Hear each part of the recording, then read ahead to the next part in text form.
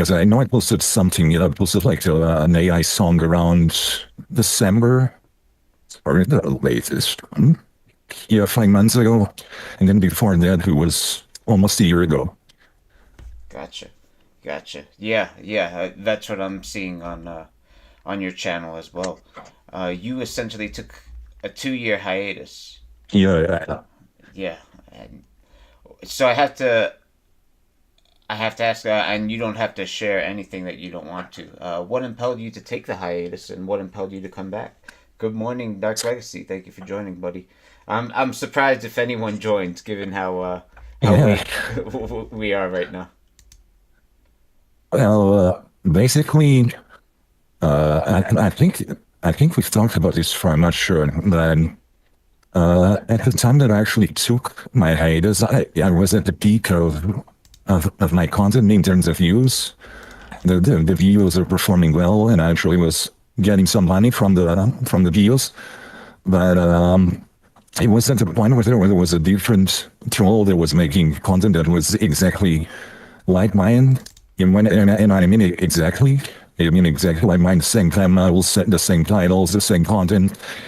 And it was just confusing because before that, the troll content was just, it felt like a bunch of friends just having fun. Most of the content from everyone seemed so different. Like Lothier Shore said he's staying, and Revolver, and Vols with his commentary. You also do commentary stuff, and everyone had like a different style views, and then suddenly someone comes and starts just copying me, and you just see it seemed it was exclusively just for profit because my channel was profiting, and it just kind of bummed me out. It was so stupid, but it just bummed me out. And even though I was at the peak of the height of my account, I was just it just felt so lame, and I kind of wasn't having fun anymore doing the videos, and also like there are people that are super awesome in the community that they really like to engage in the inside jokes and be a part of the community, and they're super supportive. But obviously, there's a huge chunk of people that just want to watch content. It doesn't matter who it comes from. So it was just, yeah, it just felt like a competition, and I didn't feel like competing with anyone. I was just trying to have fun. So I just lost interest in making videos. No, fair enough. Fair enough. Uh, what impelled you to come back then? So for those of you who are just joining, this is Joshua's Cornstar that we have on, and he's using a Yeah, voice. that's Yeah, and yes, I know Max. I have a very scruffy beard. Don't worry, it'll be gone soon. I'm shaving this off completely soon. But I said it was a good time. He's a dead horse at this point. I agree, Dark Legacy. Uh, well, what impelled you to come back, Joshua's Quince? I understand what impelled you to leave. You felt like you felt like you all of a sudden what was once a fun space became a for-profit space, and there was no longer people doing it for the love of the game so much as it was people doing it for the love of money. So, what impelled you to come back?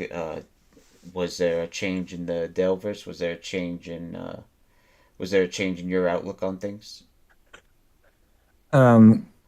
Well, the thing is, even at that time, I really don't mind that people see things differently, and some people just want to profit. It's fine, right? For me, it was all about having fun, and once I wasn't having fun anymore, then I lost all interest, and most of the cool people left, in my opinion. All of the cool people stopped posting, and the very few people that were left, all eventually also left. Like even you commented there about emo was peak trolling, and she was truly peak trolling, and she also eventually left. But I did come back because the origin of my channel is because the truth is my channel was supposed to be like a creative outlet for stupid stuff, and since I stopped posting videos, I just didn't interact with YouTube anymore. I wasn't doing any type of creative, like stupid content, and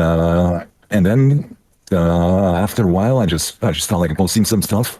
But sometimes when I posted stuff, there was a lot of positive reactions from the people that seems to still care about commenting. So they're kind of. And I always wanted to return, like just because I still have some members. I have like 3 members that never left me, which I big shout out to, which is Chalcom, Mind of the Cornstar and Supervada. They just kept being members for the longest, and I just feel even though even though it's not that much, I feel like any person willing to give you money deserves some sort of thing back. So there was that. I also felt like I need to give something back, but at the same time, I do enjoy making videos. Like even now, I still like doing the parodies, and the parodies are the videos that I make no money off of because you can't monetize them, and they're never very popular. But I do know that a few people that like it really like it. So then I don't know. When you make something and you see people actually enjoying it, there's some joy you can see. It's just the fact that I fell out of love with the trolling game because of the whole landscape. I feel, at least for me at the time, now I see things like much more differently. I see it's more relaxed now. I just don't look at anyone else. I just do whatever I want whenever I feel like it. I know at the time it was, yeah, it just felt different, I think. I understand. I understand. Melcory in the chat was saying that modern day Dale trolls are just giving him more attention and he's never going to be canceled. True. And Dark Legacy was saying he retired after he got exposed as a deadbeat. I respect that. And one of the things that's true is I kind of felt like, at the time at least, it might be true, I don't know, but at the time I felt like I would be happy because people would say, "Oh, if Phil gets canceled out of the internet, then you have no content," and I'm like, I'm fine with that because yeah, if it would be a positive because it's I think the weirdest thing for me is like, have you ever seen To Catch a Predator? We did and Chris Hansen. Of course. Yeah. Yeah, I always love this show because it's like cathartic, right? You see bad people, bad things happening to bad people, right? Bad people being punished for their bad behavior, and they don't have fans, right? But Dale is so weird because he has really awful behavior. He has no redeeming qualities, and you have people that actually worship him on the internet, and it's just so bizarre to me. And and when I was making content, he did some horrible things at some point, and I was kind of like, how is this dude getting away with so many bad stuff? But I realized that a lot of the people that were considered trolls actually didn't want him canceled and actually didn't care that he was doing those bad things. I think some people have a strong sense of justice or moral, and it kind of irks them, but other people just don't care. And for me, some stuff they can do was just very, very awful, in my opinion. But Yeah. No, speaking of, looking at his channel live right now, he's live right now. He allegedly has 1,700 viewers. right, So, allegedly. well, apparently the number just shot up to 1,800 in real time. So, Dark Legacy was saying, Sal, did you see the video when Gideon reacted to his daughter reacts? No, I did not. Chris Hansen is a legend. Yes, he is. It has nothing to do with Kelsey. Melcory says his fans know the truth. They ignore it because they think he is funny and harmless. Yeah. Yeah, I think you're right, Melcory. It's sad, though, because like Joshua's Cornstar was saying, you have a gentleman who has been exposed for actual grooming behavior. A gentleman who, has posted entire rants of himself, entire videos of his own accord, wherein he says that you should get after an underage girl because she's an untarnished penny and cherish her until she becomes tarnished. Thank you, Max, for being a member, buddy. And continue, to groom her. He basically posted a pro-grooming rant, and that's what impelled Gideon to get into dissecting him and getting to opposing him. Oh, what's up, Nightmare? What are you doing awake at this hour? So it's sad. It's sad in a way, really, that so few people care. Or actually, I'll ask the question to Joshua's Cornstar, my friend, as you're here right now. Do you think Yes. do you think this number is legitimate? I'm looking at a number that says 1,760 people watching him live right now. Meanwhile, since I've had his page open, there have only been one, two, three, four, five, six messages in the chat. What do you make of that? Do you think that's legitimate, or Gideon about to play with the text there? Do you think that's legitimate? Definitely not. Like we know, like one of the things that I exposed like way earlier, like 4 years ago, 2 years ago, was that he was buying subs, and if you when he had his YouTube channel, I mean he has it back again, right? When he had his old YouTube channel, if you looked at his social blade stats, you would see his subs kept getting up, but the views were actually going down, which didn't make sense. If less people are watching, how are so many people now subbing? He's been always been known for buying subscribers, for buying views. It's just what he does. What do you What do you make of his? I agree, by the way, because if you look at his original Twitch channel, I'm talking from over a decade ago, it got banned for view botting. So clearly, the precedent is there for him to be faking such numbers. What do you think of the fact that obviously he's back on YouTube now? He has 21.8K subscribers, despite having over 310,000 followers. Yet I'm seeing 310,000 followers on Twitch. You think those numbers are congruent? Do you think those numbers make sense? That one can have only 22K YouTube followers despite having 310K Twitch followers? It's actually hilarious. I do want to ask because I'm not caught up with the stuff. I don't know when he returned to YouTube and how he returned to YouTube even. And it's strange because there's there's a lot of footage that we have that exposes a lot of bad behavior and a lot of awful, like horrendous stuff that he said. But unfortunately, I can't even post it on YouTube because YouTube takes it down for either harassment or bullying. Or because I tried to post his Tom Turkey rant, Turkey Tom rant, and YouTube actually took my video down because of harassment. I see. So I see. I wasn't aware of that.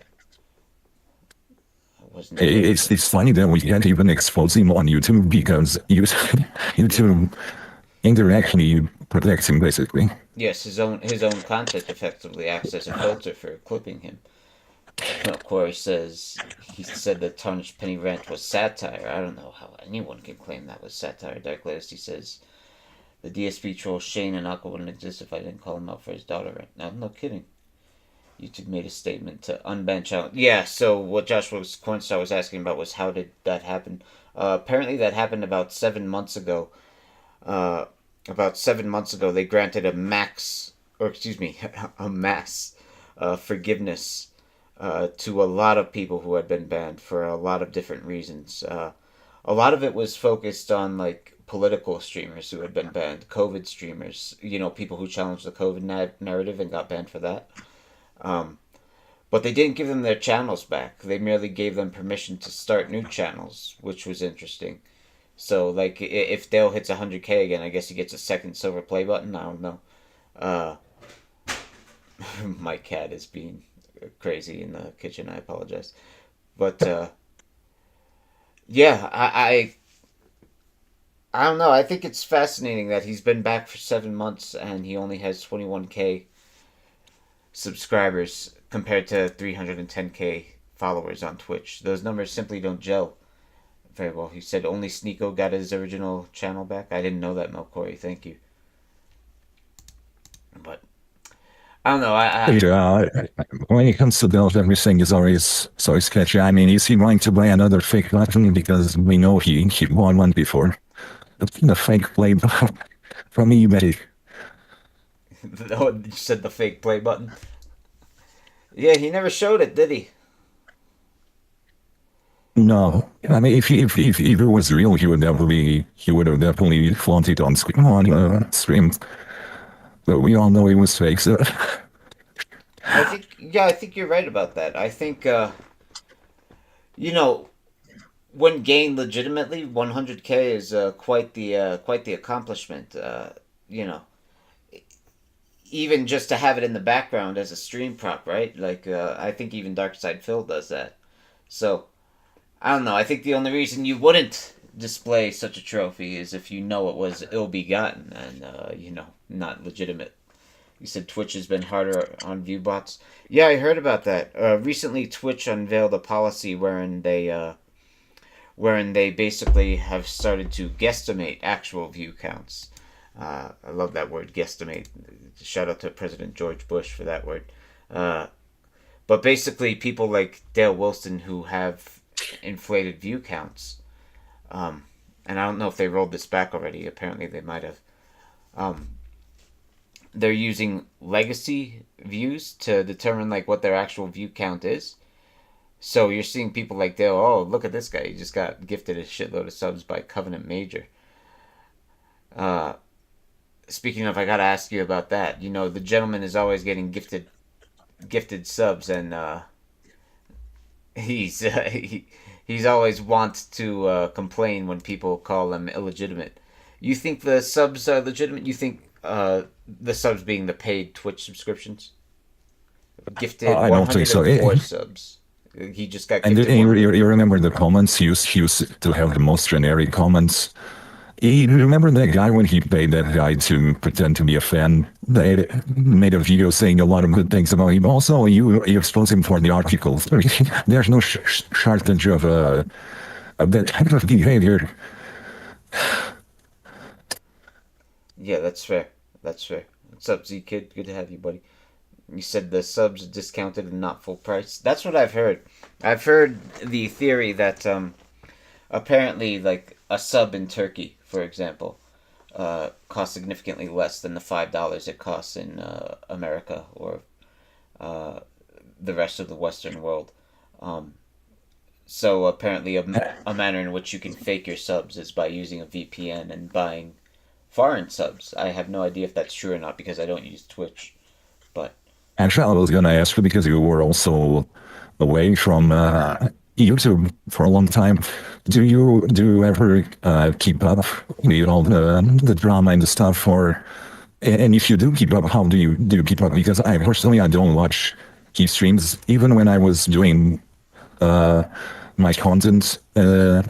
And it speak, I wasn't watching any of his streams. I was just going to the VODs and finding stuff because I couldn't see through his streams. Like he just says curse words every time. I felt like my brain was. I felt like I was actually brain rotting. Like I don't know. If you listen too much of him, you just kind of you just see empty talks. your IQ drops. No, your IQ He does. absolutely drops. Humans are sponges. We naturally emulate those that we're around, and that goes entirely for the online world as well. If you watch someone all the time, you're going to start talking a little bit more like them. You're going to start thinking a little bit more like them. If you watch Dale, you're legitimately getting stupider. And no insult to anyone who does watch him that might see this, but you can't deny the fact that you're going to be making up words like he does. You know, the You don't gen. have the dexterity. You don't have the dexterity to make them. And the misuse of words is my favorite one. He finds words that are the most basic words, and then he somehow transforms them into something, and the expression like cut to precise or like the most moronic expressions possible. It's just funny. Yeah, yeah. Manners of speech that would get you laughed out of anywhere. You wouldn't be expected to have I don't know, a college diploma, or no, I would say a high school diploma. Of course, says there's a site to load a virtual card with Turkish cash to pay for Turkish subs. Legit. I see. Max says Julian looked over those goofy articles. I heard about that. Yeah, I did see that in real time that he was looking at the archives of the articles that we made. Dark Legacy says that he deleted his Twitch a long time. It's cancer. I agree. So To answer Joshua Cornstar's question about how do I keep up, I really don't. I'm not going to lie to you, my friend. I don't do a good job of keeping up whatsoever. What's up, kind of some views? Good to have you, buddy. I'm surprised that anyone is in the chat right now at this hour. But to answer your question, my friend, no, I really do a poor job of keeping up. I know the symphony is still active, and honestly, if it weren't for them, I would have no manner of getting plugged into what's going on in the Daleverse at any point. Because if it weren't for the ability to log into Discord and click their Discord, which I'm not even want to do because I hate Discord, uh, there would be no convenient way to check up on Dale. There would be no convenient way to check up on what's going on in this corner of the internet because, yeah, man, hell no, am I watching this guy's crap? Hell no. I mean, you said it's easy to keep up. What makes you say it's easy to keep up, Dark Legacy? Because I'm with Joshua's Cornstar. I think, you know, there's not enough time in the world. It's sure it's tough. It's tough. Just to sit down and just waste your time. It's just painful. I mean, it's kind of weird because before I started making the troll content, I used to only watch the troll videos. Like my favorite one was Lord Tier Vile. He was my favorite. He had the Mega Man intro. That was my favorite troll channel. Then I used to watch him because he had like 5-minute videos, 6-minute videos, just raging stuff. Because just sitting there for 4 hours watching him, just say the most. Yeah, it's just I don't know. Especially now, I really can't do it live because my time is on. It's on. Stop making it. Did Low Tier Vile get Yeah, banned? I don't think he has his channel anymore, but I used to love his. And his intro is awesome. Such a classic intro. I see. I see. It's kind of when he inspired me to do the parodies, the voice parodies. Melkori was saying nothing much happens with Dale and it's the same boring shit. I agree. That's a point that a lot of people like Choka, Vault, etc. have made. Dale is just straight up boring. You know, there's a reason I haven't talked about him in over a year until now. The gentleman is just straight up boring. I don't know. I was gonna. I had a few notes that I took of stuff that I wanted to ask you. One thing I was really curious about is what got you in the longhouse scene. What was the first spark or the first thing that got your feet into the longhouse scene? Absolutely, absolutely. A great question, and I'm happy to field it. So Christian was definitely what got me into the loghouse scene. So actually, I would say I was a fan of prank calls. From the being a fan of prank calls, I discovered Christian. From discovering Christian, I discovered what was called the Quickie Forum at that time, which is now Kiwi Farms. If you've heard of that website. Oh yeah. But Yeah. is Kiwi Farm still accessible because they took it down, right? It did get its main URL did get taken down. Now they're on kiwifarms.st. And what happened on that site was a very interesting story. It's funny that you know that I have friends and fans that don't know this about me now, but so what happened was, long story short, my biological sister, who I am estranged from, became a lolcow of note, and I hate to even call her that. But long story short is she wrote a fan fiction called My Immortal, which was an extremely famous and extremely popular fan fiction about Harry Potter.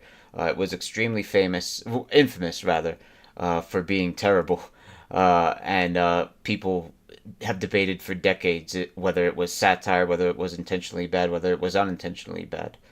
And long story short is she came out with a memoir. She was writing a memoir claiming that the reason she wrote that story, that horrible Harry Potter fan fiction, was to find me. And I saw that being discussed on Kiwi Farms very early on, and I had already had a Kiwi Farms account at that time because I was talking about Christian crap.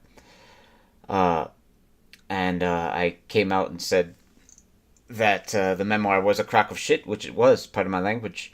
And unfortunately for her, that memoir wound up being canceled. But if you ever look up My Immortal or Rose Christo,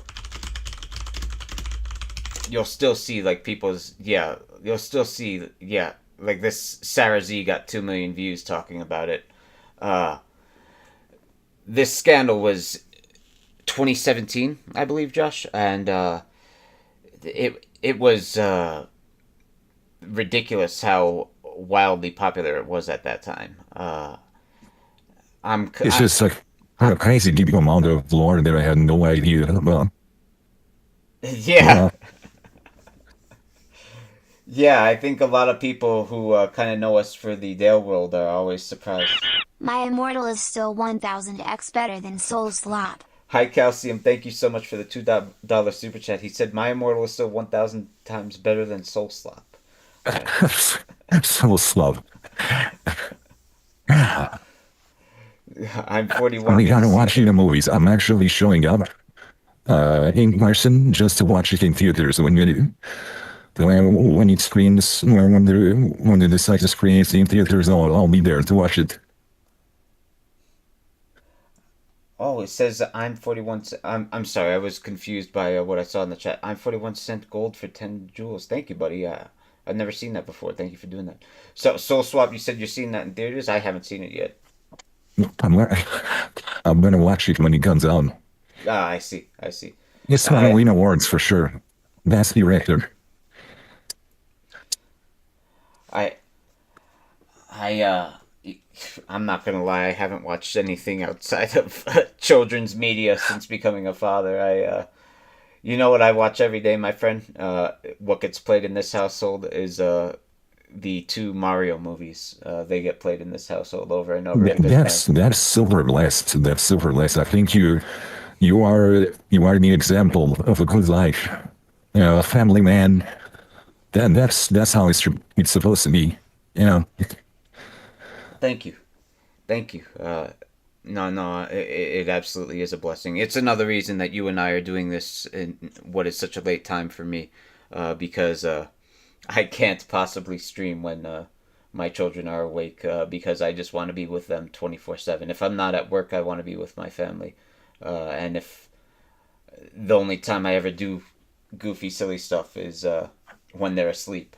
Basically, I sacrifice my sleep time to do my independent stuff like working out. I appreciate for taking the time to talk to me. I really appreciate it. I'm No, honestly. no, I'm honored. Thank you. But I'm honored that you're speaking for the first time, putting yourself out there, taking that risk, and that you decided to do it with me and decided to do it on my channel. That means a lot. Thank you, buddy. No, man, I think it's awesome that you on the troll scene.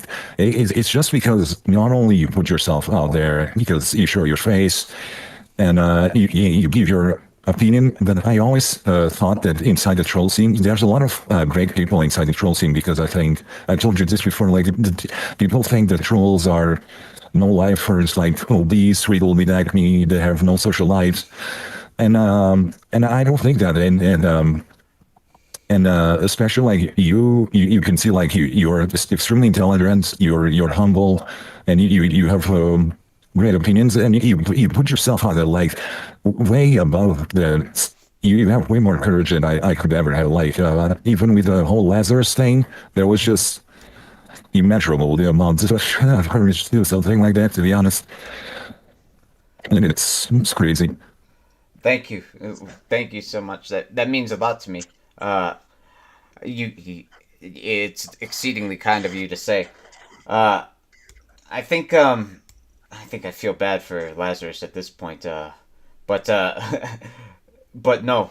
I hear what you're saying. You're right. There is that stereotype that, and that goes for any community. It goes for the DSP community, the Wings community, etc. Uh, Not even just lolcow communities. Any community in which people are, quote unquote, terminally online, as they say. There's this stereotype that the people behind it are people with nothing else going on, right? And that simply isn't true in the Dale world. And thank you for what you said about me. It's certainly not true for me. I wish it, man, I wish it were true. I wish I had nothing going on. It's definitely true. My favorite video from my whole entire channel. I have too many videos on my channel, and my favorite video of all time to this day is the video that I keep. If you enter my homepage, there's a video that plays there, and it's my favorite video of all time that I've ever done, and it's the monologue the video that I did a berserk version, and it was for Justin. He did a beautiful passage that you wrote about Justin's passing at the time, Gucci. And it was just so beautiful and poignant, and I felt like a lot of people needed to hear that message, and I have it in my homepage. But unfortunately, the videos, I feel like the videos that we like the most are never the ones that get pushed by the algorithm. No. The algorithm knows what he wants, so. And it's not wholesome or true or soulful. It's always viral, and the viral stuff usually equates to very basic and down the most common denominator, I'd say. No, well said. Well said. That's absolutely true. First of all, I want to say I'm flattered by that. Thank you again, Joshua. You always do me too kind. Thank you, my friend. That you have that video as your main video. I appreciate that a lot. And rest in peace to Justin. To your point, yeah, you're absolutely right. The videos that we actually like making are never the ones that attract a lot of views or attract a lot of attention. It's always the low effort clickbait titles like I don't know, Dale rages at big titty Asian girl. That's gonna get 10 million views, no doubt. But when it's something you care about, it's a crapshoot at best. I feel like I feel like I'm old fashioned and outdated, especially since coming back. Because if you notice, I've started making some AI thumbnails, and I know that people have a huge knee-jerk reaction to AI, but I just tried it just for fun because I just try whatever, and I felt like I should keep up with the times, so I decided to make an AI thumbnail, and somehow it just overperformed to an insane degree. So it's weird because I have people in my comments telling me that AI is slopped and then I should do AI thumbnails, and I agree because I like handcrafting my thumbnails because it's just fun. But if no one watches my videos, then what's the point of me, wasting my time? It always feels counterproductive. So. And I kind of feel like you gotta keep up with times. That's what I feel sometimes. I agree with you. AI does get a lot of how should I say, unfair backlash. There's a bit of an outsized backlash for how much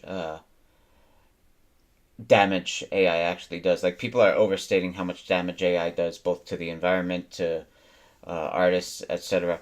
Because, like you said, if it weren't for AI making these thumbnails, the alternative would be you making the thumbnails. It's not like you're taking an artist's job away from them when you use AI to make your thumbnails, because you weren't going to pay someone to do this, So it's like, why not get the help from AI, So, I think there's nothing wrong with it, personally. Now, when it comes to writing, apparently there are a lot of AI written videos about Dale out there right now, and I wasn't even aware of that. Yeah, like, there's a lot of AI essays about Dale right now, and I had no idea. And that's a bit annoying, because AI is terrible at writing still. I mean, it's good for kind of bouncing ideas off, but you can tell when something's written by AI and when something's written with the human soul. And well, I don't know. Apparently, you can't. My last video, I had someone jump in the comments and accuse me of using AI to write it when I didn't. I wish I used AI to write it because. You know, it's the weirdest thing is when you talk to people online for first, especially when I type to someone online and people think I'm using ChatGPT to write something which I've never done in my entire life. But because I use a lot of M dashes and I use proper grammar, people think I'm an AI. We've come to that point, unfortunately, where people are so sloppy at writing that if you look like, if you can write it properly, then people just think that you're actually an AI. Just so weird. But hey, it's a thing. Like I'm not. It's not that I'm in favor of AI at all. I'm just trying to keep up with the times because I'm not claiming to that my thumbnails are some sort of art form or something. But it's just the times that we're in. It's just weird times. It feels like the world changed so much in so little time. Just 5-6 years. It feels like everything has changed.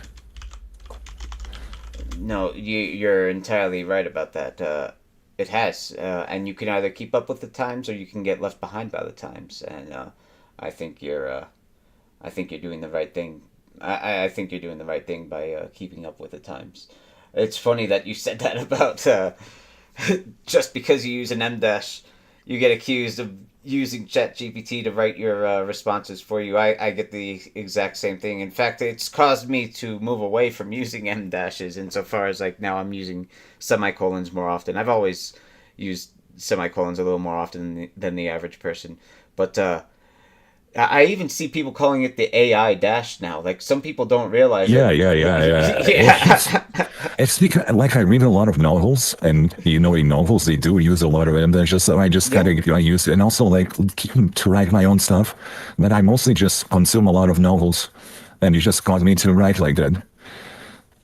Do you care to share what type of novels do you consume? Like light novels? I used to read like novels. And I mean, there's something that some people don't know about me. I think most people don't know, but I do speak Japanese.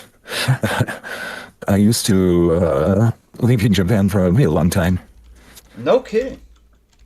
Yeah. Here I thought you were just a good otaku who who learned while still living in the West. That's impressive. You're just like well, I mean, Chiba is ethnically Japanese, obviously, but I'm surprised. I'm surprised by how much of this community has actually lived in Japan. Would you care to talk about that? Or I know you want to maintain your privacy. You don't want to overshare, of course. So I don't want to step on any boundaries. Yeah, no, whatever you're interested in, sure. Yeah, so it just came about because he sent the novels. So I used to read, some Japanese novels, and stuff like that. So like light novels. Yeah, I used to read light novels. Nowadays, I just read amateur stuff. I love reading amateur stuff from people online. There's a website called Medium, where anyone can just write articles or novel stories, poetry, whatever they want. So I just go there and just read stuff. It's free, so I mean, I pay. You have to pay to access more stuff, but for the most part, it's free.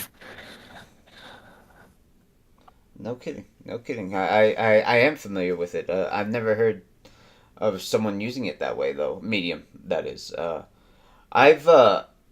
I've seen random one-off freelance articles on Medium, like when doing research for the random things that I'm writing scripts for, but yeah, I had never heard of someone actually using Medium for the sake of Medium.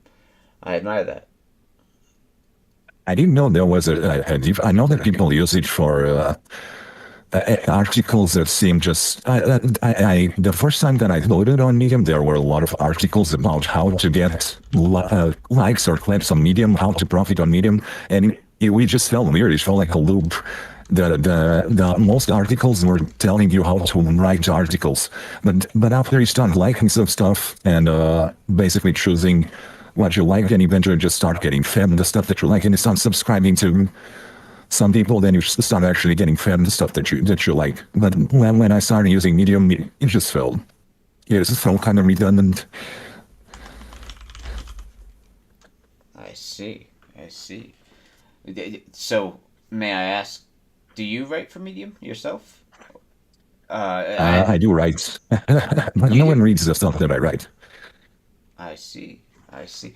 I don't want to ask what you write about because then I feel like it will be easy for, the people who hate you to then infer who you are on Medium, and then if that's connected to any uh, of your other social media presences, then dox you through that. You're good. Your old boy Imo.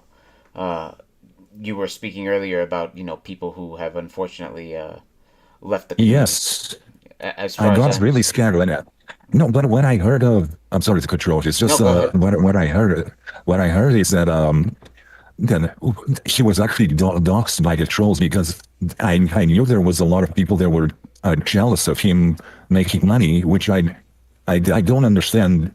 That I don't feel jealousy in that type of way, so it's kind of hard for me to understand why would someone care that he's making money with the way he streams. But apparently, him making money was what triggered apparently the trolls or some trolls to conspire and dox him. That's what I've been told. I mean, I'm not active on the Discord, so I wouldn't know if that's true or not.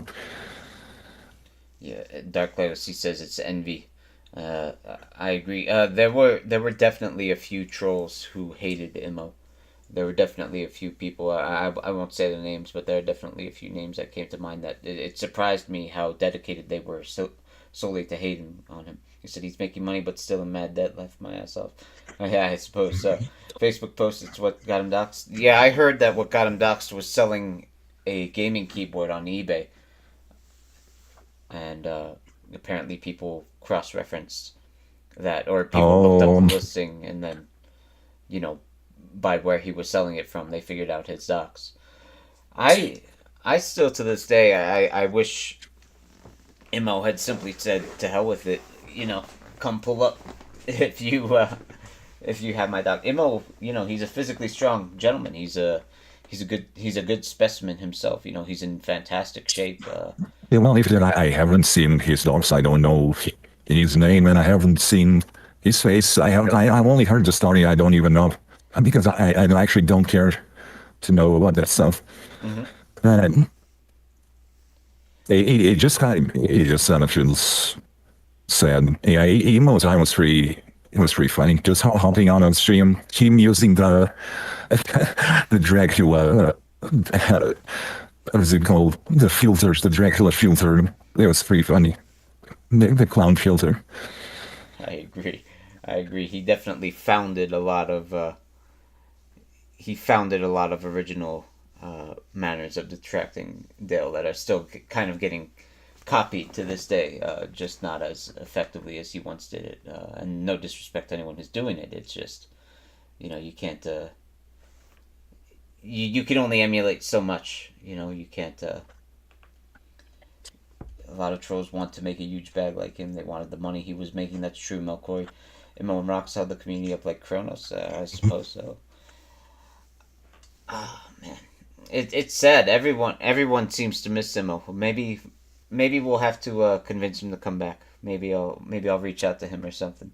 I It's don't know. kind of the awesome. Yeah. I wanted to ask you the one of my talking points that I had was who's your favorite locale?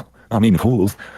And maybe you have a different one now, or you don't watch that much. But I mean, there was that whole ordeal with Isabella J, which I found it was like so funny, the whole back and forth with her. But who was like your main like favorite locale? Let me see your favorite locale. Yeah, great question. I mean, my sister notwithstanding, I would say, yeah, to cover. Honestly, I had the most fun. I despised her, but I had the most fun covering Isabella Janke.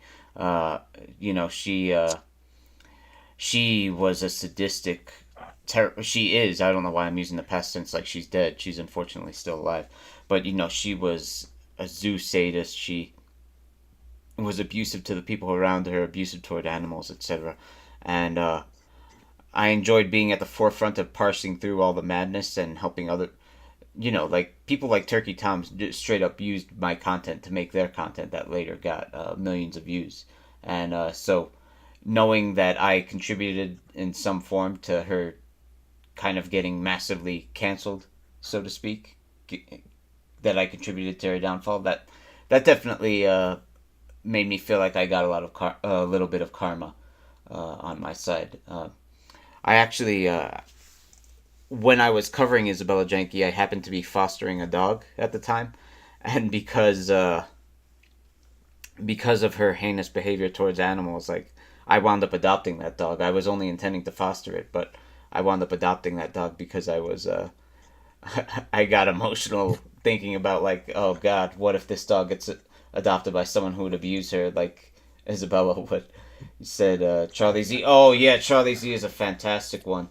Charlie Z is a fantastic lolcow. Like obviously, I hate Isabella Janke. I loved covering her, but I hate her as a person. But like, whom I love, like Charlie Z. That's my boy. Charlie Z. He is the goat. Charlie. He's invited to the cook-off, Maxime was saying. He's invited to the cook-off. Yeah. She was in the cook-off. Yeah, don't invite Isabella Janke. She'll be cooking up hamsters, man. No, sir. But also one that I wanted to ask you that I thought, because you somehow, I think, just because you actually expose yourself, you get somehow you get intertwined with the lolcows. And I want to ask you, how did your relationship with Daly actually got? When did your path actually cross to the point where he calls your job and tried to get you fired? Like, what happened before that? I don't remember quite well. When was the first time that you actually had because I remember covering the rant that he did about you, and he said about did you do chemicals on a computer and all that classic stuff.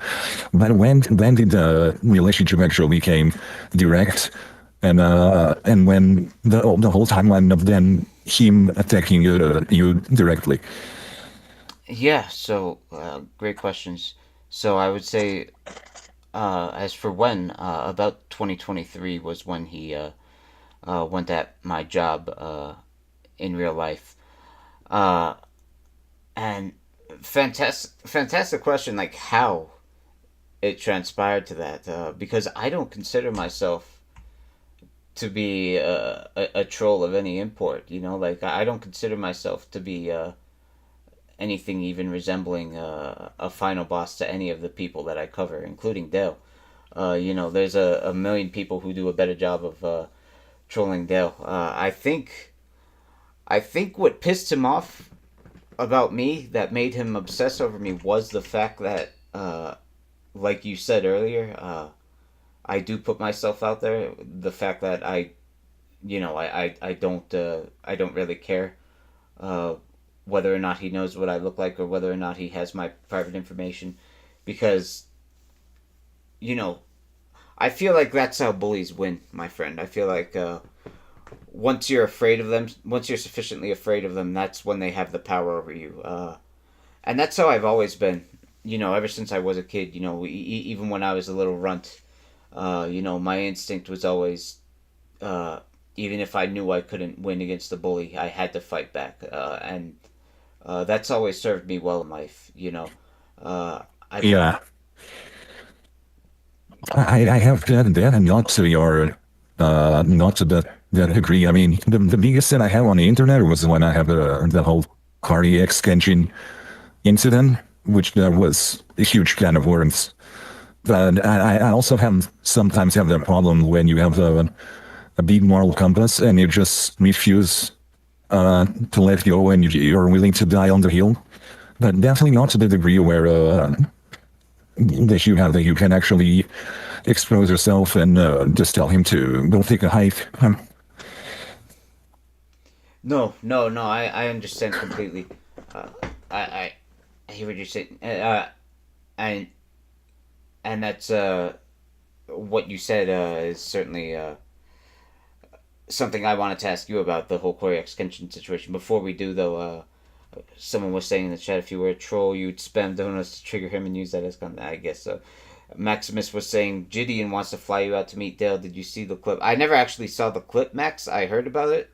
Oh yeah. I have that in the rent.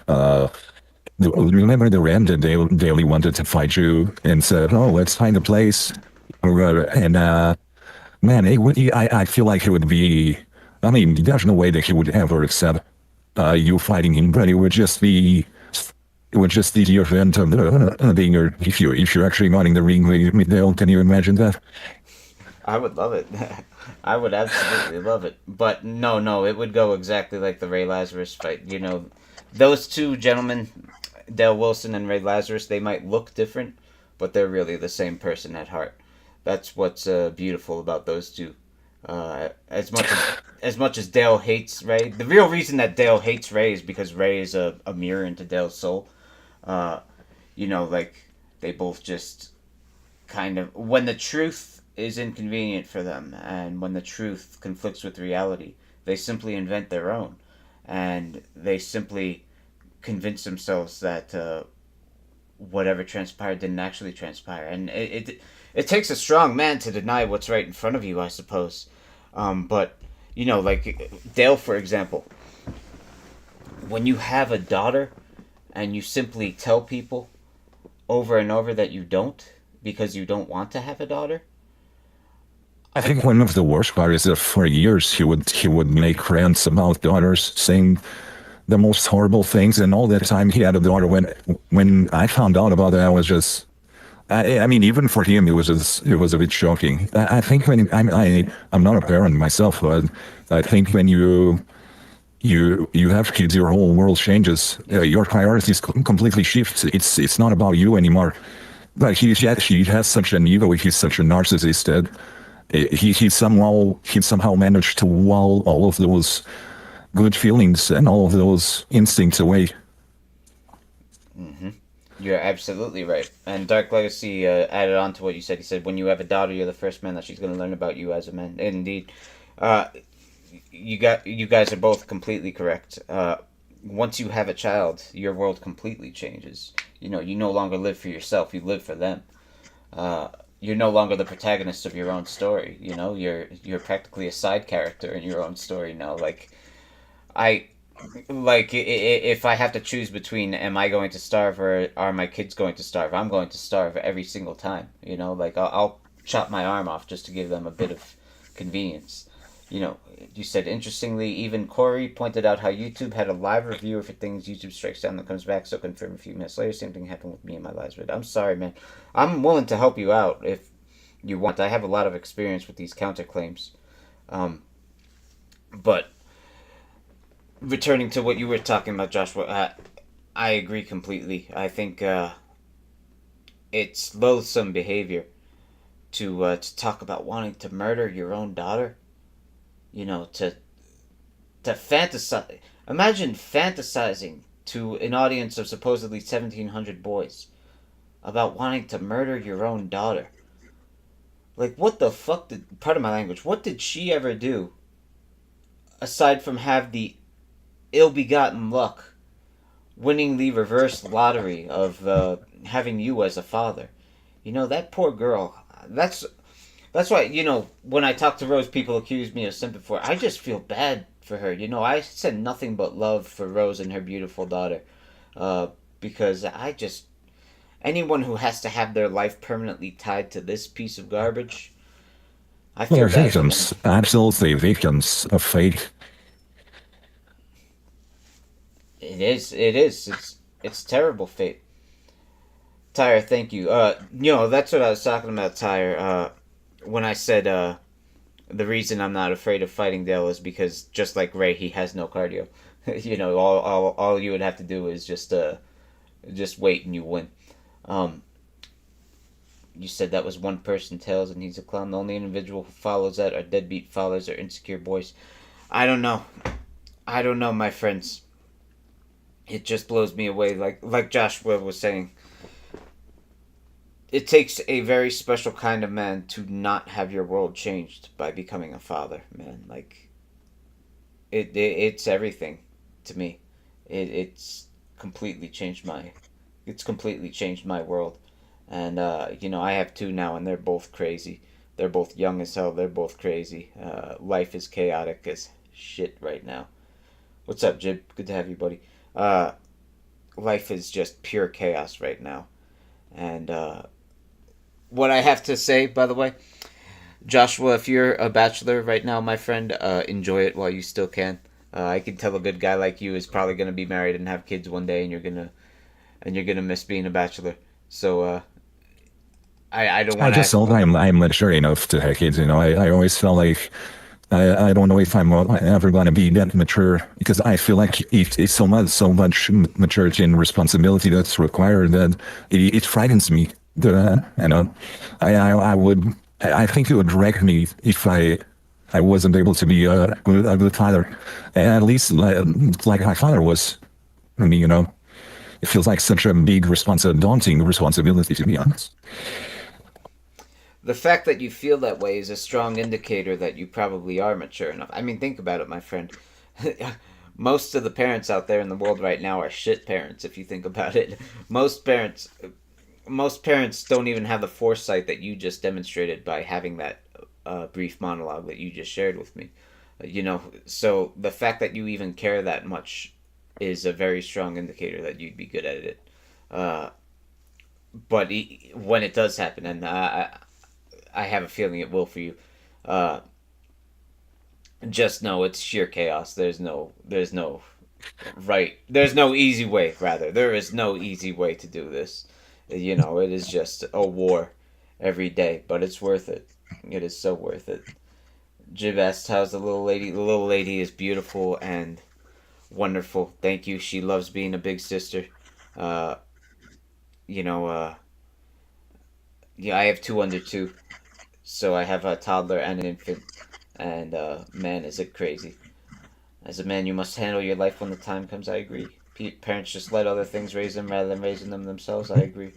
I don't know, Josh. I think I don't know what your goals are in life, but that's something that I want to ask you.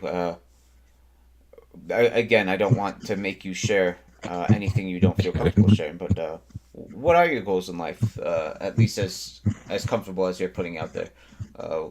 What are you trying to accomplish in life? Like, what drives you? It will seem like the simplest thing ever, but my the only goal I ever had in life is just to be happy. And whenever I'm doing something it's kind of like the way it worked with my YouTube channel. I started making it because it was fun, and once it stopped being fun, then I stopped doing it. And it's not necessarily just fun, because that will lead you to be like hedonistic, or which I'm not at all. I'm not looking for pleasure, but I am looking for happiness, fulfillment. So it's doing the best that you can at your job, being the best that you can physically, and spending your free time with the people that you cherish the most. And for the most part, I think life is just great and enjoyable when you're just focused on the simple things. And for me, I don't have I don't want to be a Marvel or DC movie actor. My goals are very simple. I just want to be surrounded by the people that I love, and be the best person that I can be. It's just too simple, but it has always been that way for me. Oh, it's not too simple. It's if you think about it, it's simple but complicated as well. Because you have to define your happiness for yourself. I'm sure your happiness goes far beyond just mere feeling pleasant, right? You're not talking about hedonism. You're talking about Well, yeah, definitely not secure seller's pleasure, because I'm not a person that engages in alcohol. I've never did drugs in my life. All of that stuff is foreign to me. So, and it's kind of the thing that baffles me with the whole social media and nowadays the whole influencer trend, the looks maxers. I feel I kind of feel forced to create content about them and the people that I see because I just sometimes it feels like I'm living in some sort of parallel reality or some kind of I don't know, some kind of weird episode, Black Mirror episode or something, where the world just feels very weird. The people that are worshipped and the people that the younger generation are listening to it just feels so weird to me. Sometimes it's hard to believe the whole zeitgeist is just. I don't know. It feels very bizarre. The things that people do for attention on the internet and because people used to share values and now people share the lack of values. The lack of values isn't really anything. It's just the weirdest behaviors that are promoted on the internet, and I feel like very preachy because that's why I'm saying like when you look at a troll, you Dale would so has a much troll is severe just big narcissistic and personality immediate, but disorder. the He needs reason a why I find life-threatening crisis that the would force locals him to funny and get Dale funny psychological is help. because how reprehensible their behavior is and how it doesn't align with my world views and my values. So it's just funny. It's so opposite of what I think that it's just funny to me. And the jokes just write themselves. Well said. No, well said. You said you. I. I. I don't know if you authored that yourself, but I loved what you said right there. People used to share values, now they share a lack of values. I love that. Melodious, thank you so much for the €5 super chat. He wrote, Dale has a severe narcissistic personality disorder. He needs a life-threatening crisis that would force him to get psychological help.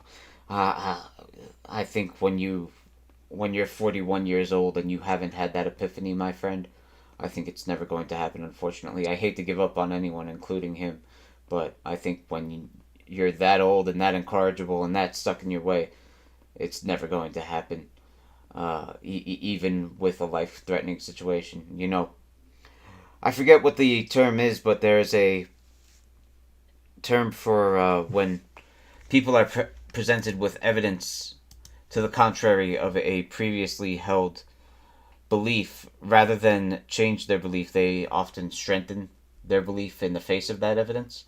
And I think that is exactly what would happen to him if he were confronted with a life threatening situation like that. But God bless, maybe you're right. I hope. I.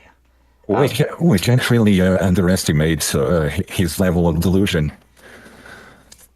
Yeah. It's just.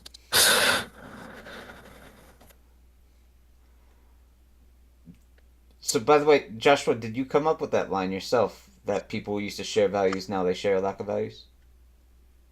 Yeah, yes, I I'm love just it. speaking off the top of my head. I feel like I'm always very flaky when I speak No, because I love it. if you can tell, like, English isn't really my first language, so No, I figured. I could tell you're yes, bilingual. Well, I don't mean that as an insult whatsoever. I could tell just by the manner in which you speak that you're fluent in multiple languages, and it's impressive. I'm presuming that the other language you're fluent in is Japanese, but may I ask what are you fluent in? my other languages will probably be a bit telling, but I can Okay, speak yep, five languages.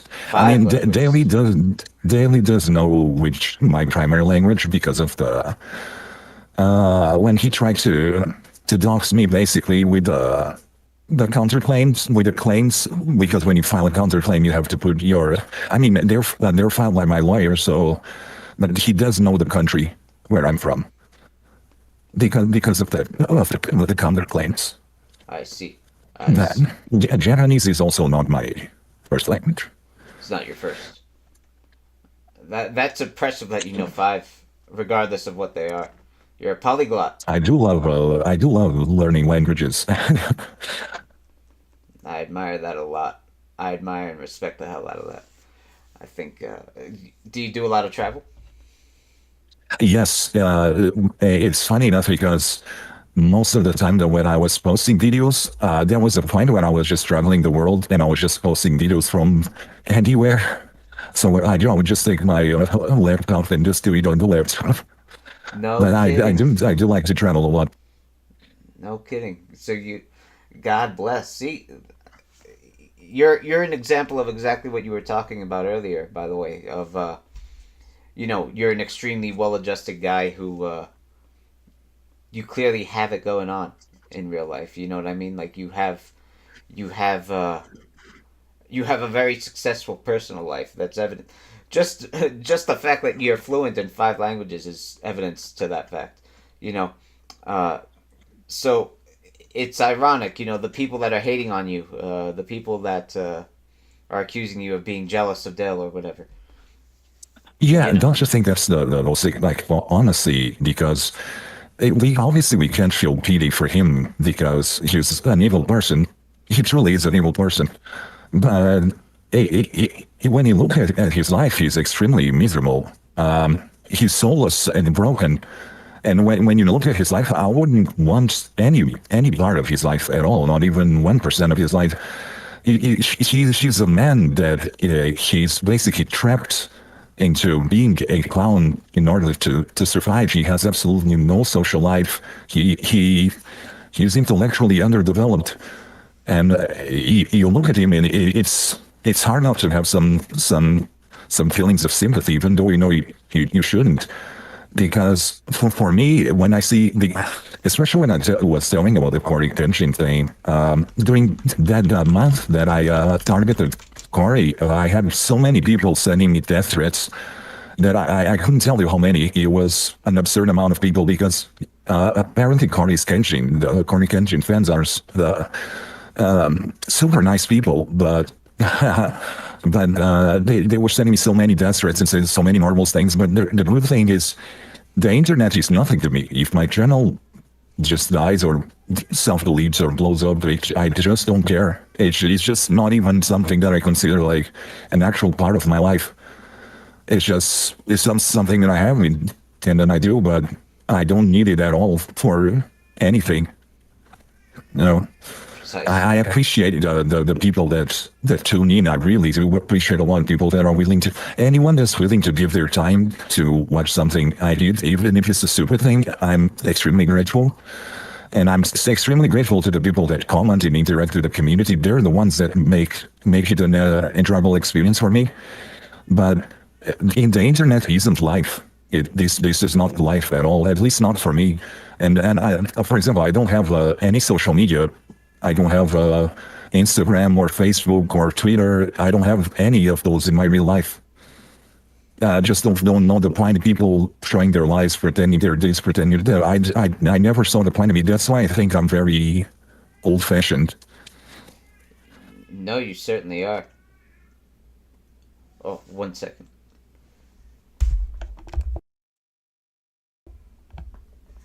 Sorry about that.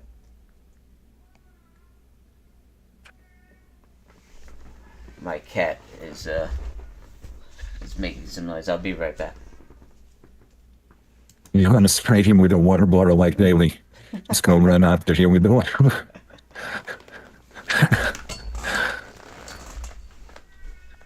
Big ups to the guys over that are watching the stream. Shout out to the homies.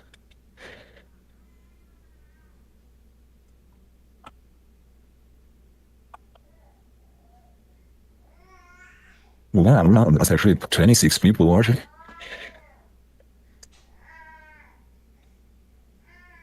Hello, RTSP. How's big ups. Shout out to the homies. Man, that things that I really like about the troll community.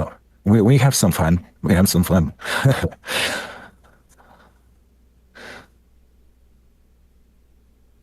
What's up?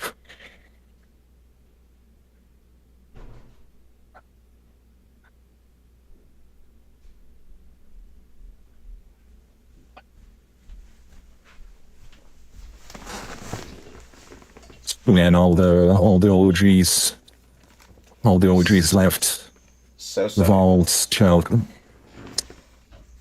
So the sorry. OGs. Yeah, Those were the good days. I talked to Choka just a bit ago, and he says he has no interest in coming back whatsoever. Chalka was always, I feel like he was always too good for the scene. I mean, you see how I edit, like, I do a piece for job at editing. I think that the only thing that I should put a decent work on, and it turns out okay, is the parodies. Because the parodies, I just remove all the sounds and I do all the sound design myself. So everything feels seamless, and I have a lot of fun doing it. But it takes a long time to make. Like when I did the Lust Man one, I don't know if you ever saw that one. That one took me so long to make it. I think it got maximum 7,000 views. Because the parodies don't do that well. But that one too, I had to take sound bites from Sasha Grey and then PewDiePie and then Tyler One and then try to make everything make sense in the story. It was super fun to do, but took me a long time to do. Chelna was crazy at editing. He was. He was. He made like Slayer's stream layout and everything. He had a variegated skill set. I don't know why I'm talking about him in the past tense. He does still have that. Yeah. He just chooses not to come back, and I respect the hell out of him. You said he sounds like AI. He's using a voice mod to protect him from. No, he's using a voice mod to protect him from those who would dox him, like the. I'm actually a girl in real life. I'm actually a cute e-girl, so I'm using a male voice mod to hide my cutesy voice. Dude, you should have used a girl voice mod. I thought about it. I thought then maybe some people could sing for me. Hopefully, Yeah, that's all it takes. That's all it takes. A female voice mod and a cute little. Dude, you could easily do that. A female voice mod and a cute Vroid Studio. a mascot like I get an anime vigilante yeah. from a VTuber with a cute anime girl. That would, dude, that'd be perfect for like, especially if you. I don't know what your goal was. When you said that you wanted to get you said that you wanted to get a different kind of content onto your channel. I don't know if you meant like streaming, etc. Oh yeah. Actually, I've been thinking about because if you see my channel there was always a point where I could just make the same thing, which is the highlights and gameplay videos, which is the staple that people want to watch. But I can never just do that. I just have to do other stuff. And because it was supposed to be a creative outlet for me, so I had the ones where I'd make music. Before we had AI, I would just do music myself, which I have no experience of. I just try stuff on. Like when I did the No Shower song, and then I would do those 12 hours just looping stuff. I don't know, I just like doing experimental dumb stuff. And I've been thinking about getting into streaming, but obviously it has to be related to daily because and that's why I wanted to talk to you about like the nuance of being the troll, because some trolls might not understand that we aren't the content, right? It's very unusual, I think, and rare and special, and people actually watch your content because it's you making it. Because in reality, most people are there to watch daily, or watching rage, watching say outlandish, hearing him say outlandish things. So people aren't necessarily watching because of our personality or the personality that we imprint into the videos, right? As much as we'd like to believe that people are in our channels because, at least personally, as much as I'd like to believe that people are watching my channel because of the way I edit the videos, the reality is people want his content, right? Daily content. So if I were to stream, I wouldn't stream you wouldn't be around my personality. It should be something surrounding either lolcows or are there in particular? Because I do have interesting in other locales that I used to find funny. I used to watch a lot of Wings of Redemption. Some DSP I didn't watch, but there was that guy Mortis, ex Mortis. He made DSP videos, and he would narrate all of the DSP events, and with such a soothing voice, and all of the stuff that I watched basically from DSP was from that guy. It was really amazing content. What was his name? Ex Mortis, you said? Yeah, ex Mortis, and then Mortis. Ex Mortis. I can't say I'm And familiar with that. he has the Felix the characters his avatar. He's a Oh, ex Mortis. Yeah, okay. I used to watch his. She stopped posting also 5 months ago was the last video. I feel all of the good ones disappear. It's kind of weird because I feel like he disappeared for so long, and then when I resurface, you kind of resurface almost. It's almost like we did it at the same time or around the same time. I see. So he was more of a commentator? Yeah, he would basically just narrate but the way that he put it, it just made easy to digest and made it more fun because that's what I'm saying. Like watching locals in their raw, pure form, and it's not a pleasant experience for me. It's you have to dilute it in water a bit, so it's easier for me. If you make it more interesting, then. You can't drink it straight. I am ex Marty's. You're I am ex-Marty's? just promoting myself. I'm just promoting myself. I've been caught in my scheme. That's funny. Plot twist. Interesting. No, I'll have to give this gentleman a watch sometime. He seems He covered just most of it. He also has the other layer, Dark Side Field. Maybe that's how I found him. The Dark Side Field iceberg is weird. I like it. He has a series where we used to tell with a bunch of episodes. Maybe it's on a playlist, but he has a bunch of episodes. It's good if you want to listen to the long form stuff while doing something. Yeah. No, absolutely. Absolutely. I'm not as into the local stuff as I was back then. Do you feel the same way? Like the level of interest that you had in the locals, did it diminish over time? 100%. It absolutely diminishes over time. I think, especially as your bandwidth decreases when you have more responsibilities. It's you can only spread yourself so thin, and care about so many things at once, and it's impossible to. I think that's why people like channels like Ex Mortis, though, because they take it and they distill it. As you said, they distill it into a condensed form that can be easily digested. That's what people want. People want to be able to quickly digest information because we're all strapped for time. Says it does diminish. You have more important things going on in life. Yeah, you're absolutely right, Jib. Oh, by the way, Jib, my second one is actually a son, by the way. I'm very lucky. 2 years ago, I didn't have any kids. Now I have both a daughter and a son.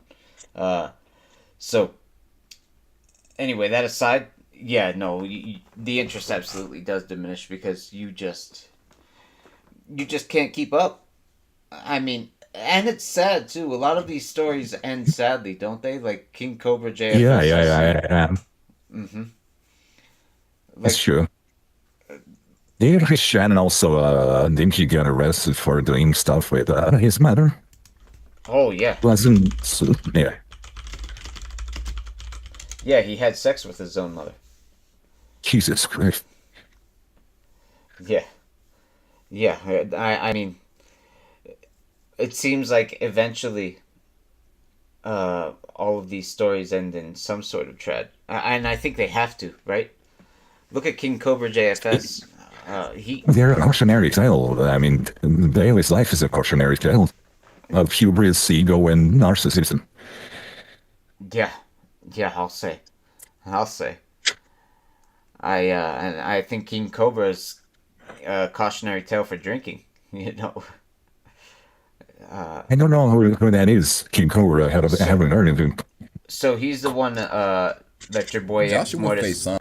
he made this hour long video. I haven't watched it yet, obviously, but King Cobra JFS he died just Oh, about a year ago. He was a very popular lockout because he was oh my goodness. I need to get rid of Nightbot. Nightbot is sucking ass. I apologize to you guys. I didn't even know that I had Nightbot integrated. But yeah, no, JFS Cobra died about a year ago. I believe alcoholism was the significant factor because he was a beloved lolcow because he was very authentic. Like you could tune into his streams and all the crazy crap that he would do, that was genuine. You know, that was very much not acted. You know, there are some people who believe that people like Dale and DSP put it on for the camera. I don't, but some people do. But no one believed that about King Cobra. Everyone, yeah, it's sad that he died. I agree. Saddest part, Z Fox says, saddest part about Dale is if he actually made an authentic attempt to turn around a few years ago, he could have had a good career. Maybe. You said you heard he was wholesome. He was a decent guy. Go ahead.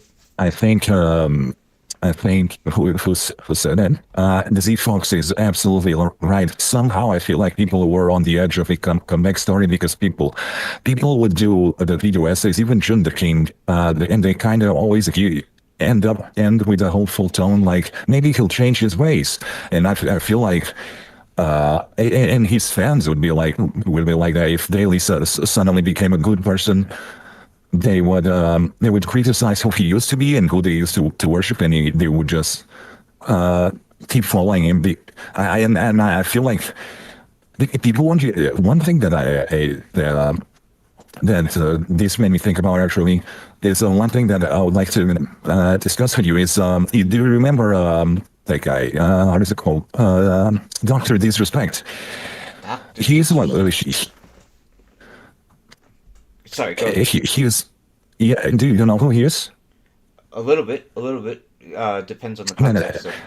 And then that guy apparently he was cheating on his wife. Apparently, or attempting to cheat. No, not attempting. Apparently, he cheated on his wife, and she was texting underage girls, allegedly, and when people found out, she just said, "I'm going to take a break, and when I come back, I'm just going to be playing games as usual." And he just did. And the thing that bothers me at the time, and nowadays I'm way more chill about it. But one thing that really triggered me about the internet is that immorality is just absolutely gone, and people don't really care. When you reach a certain degree of either fame or infamy, you get so many. Loyal followers that it really doesn't matter what you say or do, even if it goes completely against what you believe in the moment. You can literally do and say anything, and they won't stop following you. And that guy, she had that sort of behavior. He came back and he didn't lose anything. It's like when Logan Paul exposed the body on the Death Forest, he actually gained 400,000 subs after that. And at some point, you realize that the world is just completely messed up. Not entering into theological debate of how the world should be, but it's just scary. And remember that guy? I don't remember the name. That I even made a parody of it. But there was that guy that showed pictures of infants with animals, with horses or something, and he accidentally showed Vosh. a folder. Yeah, that guy. He's got a folder, and the same week, no one cared anymore. Yep. People just don't care. The guy's a complete, absolute degenerate, and clearly a monster. But people are still, the people are not willing to leave the community. They're so ingrained into that herd, that cult mentality, that they just refuse to leave. And I don't know. It's just extremely scary to me. And at the time, I wanted to fight back with the things that I thought were wrong. People being hypocrites and people having really reprehensible behavior. But once you realize that it's just a futile struggle, I mean, there's nothing we can really do about it. That's just how the things are nowadays. You just can't. There's nothing you can do to fight back. You can't use moral. You can't use logic. You just can't win. Those people, some people are just. I mean, there's no way. I mean, you feel like you want to save them, but there's no saving them. You can't help people that don't want to be helped. No, you're absolutely right. Yeah, and once I looked him up, yeah, I remembered exactly who he was right away. I just didn't have the face put to the name. Yeah, no, this guy's a piece of crap, Dr. Disrespect. And it's sad. What you said is absolutely accurate. You get to a certain point, you are just too big to fail. People say that in the business world a lot, too big to fail, about, corporations, and that's not really true, because once a company starts losing profit, people tend to abandon ship right away. But when it comes to social media creation, since there's no cost to this, this guy, all he has to do is stream himself playing Apex Legends and he gets 141,000 views, What's his incentive to even try to pretend he's a good person, right? BFN says it's purely because Ian Kaczynski is one of the legacy bred tuber/internet socialists. You can't redeem them nor their audience. It's very well said, buddy. I remember that guy saying that having, I mean, how do I say this on the YouTube? That having inappropriate content, the way he justified it was he equated it to when you buy an iPhone because he uses child labor, so you're exploiting children, and when you have videos of stuff like that, it's completely harmless because the videos are already done. So, I mean, the guy had the most absurd logic to justify him being an actual PDF file. Yeah, no, he's absolutely a pedophile, and no question about it. And he, and yet he is still. How many subscribers does he have? Let's see. He has. I don't think 600,000. He changed anything. Nope, didn't change a damn thing. Didn't change a damn thing. But isn't it bizarre? I mean, are we just are we the only ones out? Are we seeing things wrongly? Or it's sometimes it just makes me question, because the norm nowadays feels. Yeah, I think it's because the internet allows for. If I said something like really outrageous back in the day, if I said, "Oh, murdering puppies is enjoyable," then everyone around me would stop talking to me and they would shame me and say, "Oh, that guy's weird. Don't talk to that guy." But then you say one of these things on the internet, and you sum up and since it's so many people online, even if it's just 1% of the people online that see that and agree with you, you'll find basically a group of people that agree with that thing, and then they just create that echo chamber, and then that becomes like a group and something, and then somehow there's no way in convincing those people that, oh, this is actually bad. They will all just agree that no, this is fine. It's just so strange because the only way that something like that could happen is online for the most part, I think.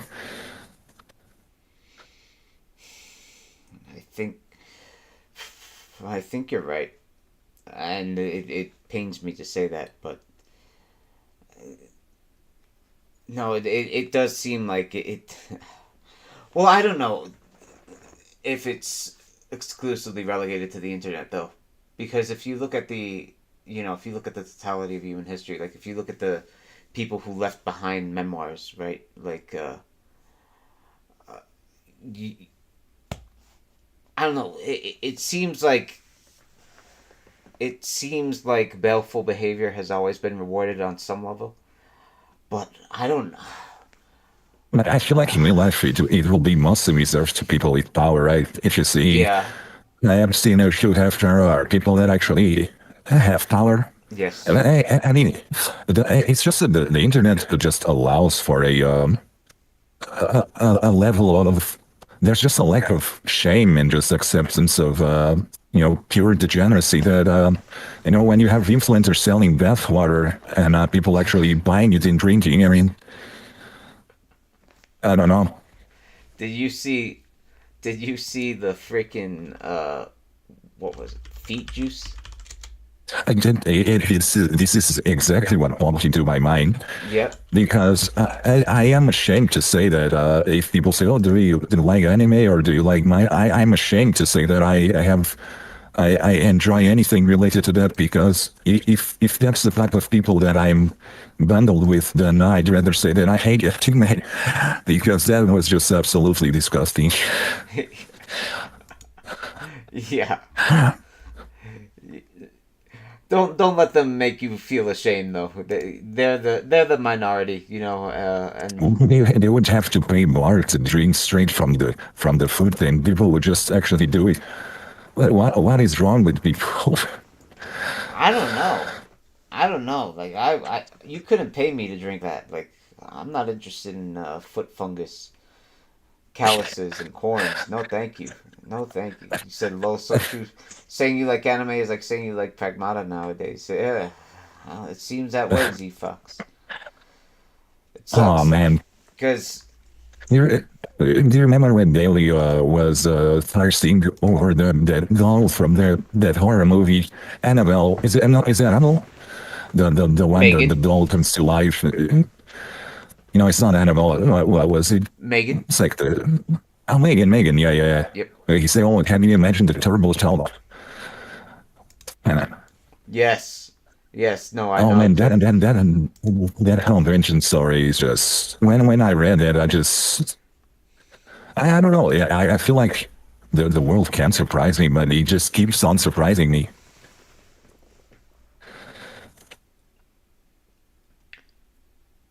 No, I'm with you entirely. I'm with you entirely. I I mean, I'm not one to kink shame, but usually when I think intimate stuff should be kept, behind closed doors. I mean, you're free to do whatever you want with two consenting adults, but I feel like people are way too comfortable with sharing their intimacy and also their fetishes. But yeah. maybe I'm too prude, but No. No, it's no, it's absolutely a tough balance because like you said, you don't want these people to win out and thus make you ashamed of your own hobbies, right? Like like I was showing earlier, like right now I have the background of this stream right now is Maki Zenin from Jujutsu Kaisen. Uh, you know, does Jesus. would that make the wrong person assume that I'm the type of guy who would do that, who would ingest that nasty ass juice? You said, can we all get together and play First Yeah, Descendant? I've never played First Descendant. I actually tried it in the game. I used to play a bunny, just run around, just electrocuting stuff. I'm not really a gamer, but I wanted to ask you actually, since you went on, like, the world scares me a lot, and the internet is something that scares me, even in my real life, completely separate from my Joshua's persona, just my oh just my overall perception of the internet. It just scares me because as a father, it doesn't it scare you that all of this stuff is easily accessible to children, and even if you try the best that you can to keep them away from it. If they go to school, they'll have friends that their parents might not be as rigorous and might actually allow them to have phones and watch this stuff and you know No, your fear is absolutely well placed. Uh, It's a great question because the thing is, myself growing up, like, dude, what what I take away from my own childhood is hope that you can still come out normal on the other end. Because me, I was on 4chan at like 11 years old. I'm not gonna lie to you, and that was not good by any means. But it didn't turn me into a criminal, right? It didn't turn me into a degenerate beyond redemption. You said that's why if your circumstances allow homeschooling is best. But even homeschooling. So here's the thing: do you want? It's tough. We intend to homeschool ourselves, but in terms of technology, like, do I really want to? You know, try to make my own child technologically illiterate just to try to win the unwinnable fight of keeping them Oh away yeah, from the we can't. generation. Yeah, we can't beat. I feel like we just can't beat the internet. It's just a huge titan. Just it should. And one thing that I hate about the internet is just it shaped a lot of cultures that it shouldn't have shaped. A lot of countries now have. It's not even a culture, but they've adopted a lot of things, like even the lingo and the behaviors, and like promiscuity just runs rampant, and it's just. It just feels like it's fine to have some sort of behaviors, but it just feels like the internet has so much weight and influence in the way that people act. And of the things that I liked about Japan is it felt like the internet couldn't touch it because people don't have, most people don't speak English at all, and they don't have access to English information.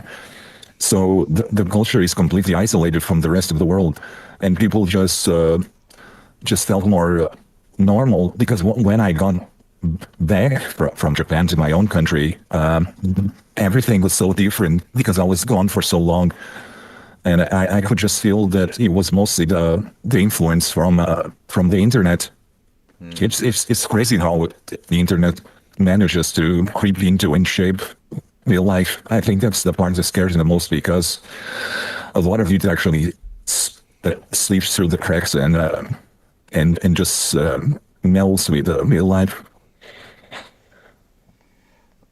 Maximus, to answer your question, no, Mamdani does not make me want to go back to New York. But Josh, I don't know. I would ask you. What you said was super interesting. I would ask you, how did you feel, if you can share without revealing too much? Yeah. How did you feel the internet changed your home country in that time that you were away? It's just the. I mean, if as a bachelor, I mean, as a, I mean, the dating scene completely changed. Like, people are way more superficial than they ever were. People are way more materialistic than they ever were, and one thing that also changed a lot is people pay way more attention to their phones. Like you can't even be in social gatherings without people looking at their phones every 10 minutes. And as someone that doesn't really care about the phone, like when I was living in Japan for the most part, I had a flip phone. I didn't even have a phone that would do stuff. I didn't have internet anywhere. So, in a lot of ways, Japan, yes. And I'm not in Japan isn't like a country at all. I wouldn't promote it as a place that you should go live at all. It has a lot of issues, especially if you're a foreigner, that people like to ignore.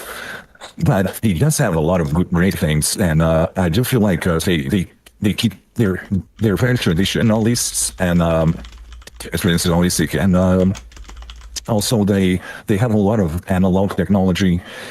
So yeah, at the time people weren't obsessed with their nowadays it might be different, but yeah. But coming back to my own country, just like a lot of stuff that you see from movies, from social media, just became the norm. For example, one thing that is before I came back to my country, like no one would have tattoos, and now it's rare that you find someone that doesn't have tattoos. Like everyone has their body covered in tattoos, and you just gotta wonder. I mean, a lot of people, do tattoos because they love them, they love the art, they love to express themselves. I personally really like tattoos, but you have to wonder how it became the norm. The more people have tattooed, they're not. I mean, they have. I think for the most part, a lot of people were convinced into that it was something of some sort of status, or it looks cool, or it feels like it wasn't something that came from them, but from an outside source. They kind of, in a way, force them or brainwash them into doing it. And if someone is able to imprint something, if someone is able through influence to imprint something in your skin forever, I mean, then you start to wonder if the influence is dangerous or not. I mean, influencers, I do believe they are extremely dangerous. Just the fact that your job can be your job to influence people. Yeah. I mean, if you read religious texts, I mean, the guy that likes to influence people. What type of guy likes to influence people? Usually the devil. Yeah, no, that's true.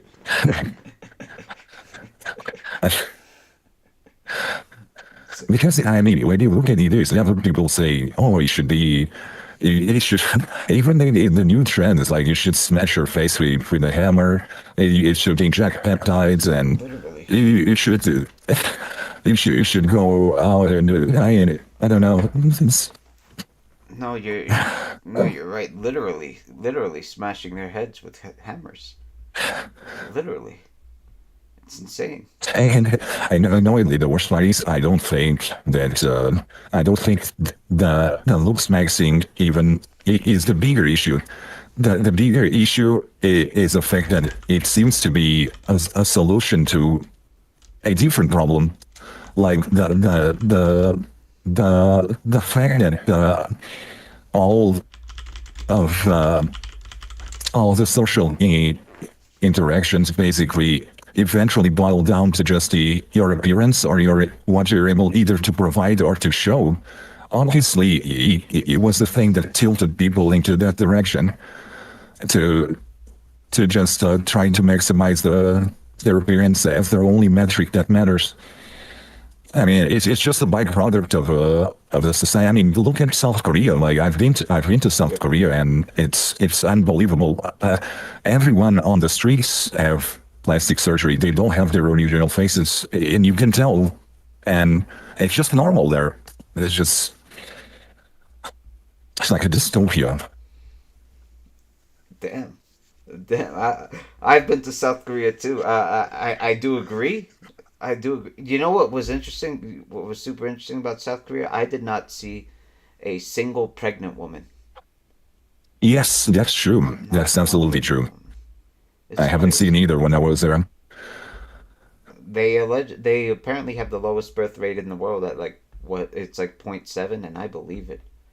It's insane. Yes, them and Japan is extremely close. Also, them and Japan share both low birth rates and a high suicide rate. Yep. Yep. Japan too. You're absolutely right. You're absolutely right. You said you had a contract in South Korea. So no, not a contract. I briefly had to. I heard that Daly wanted to go to South Korea to do a bottom leap reduction. Or was it Turkey?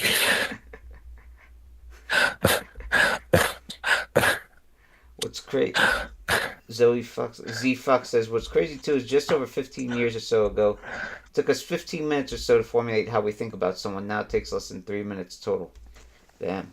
Yes, that's true. I mean, it's just the way that we process information. I mean, if you look at dating apps, that's basically like just a showcase. But now the parameters of you need to have this certain level of beauty to even be able to speak to me.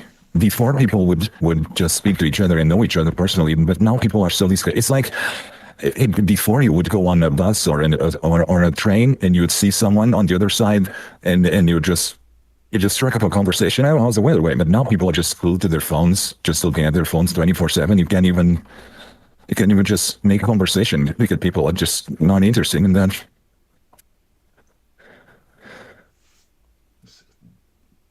No, That's absolutely true. You said dating apps are glorified speed dating. Let's be real. Yeah, I guess so.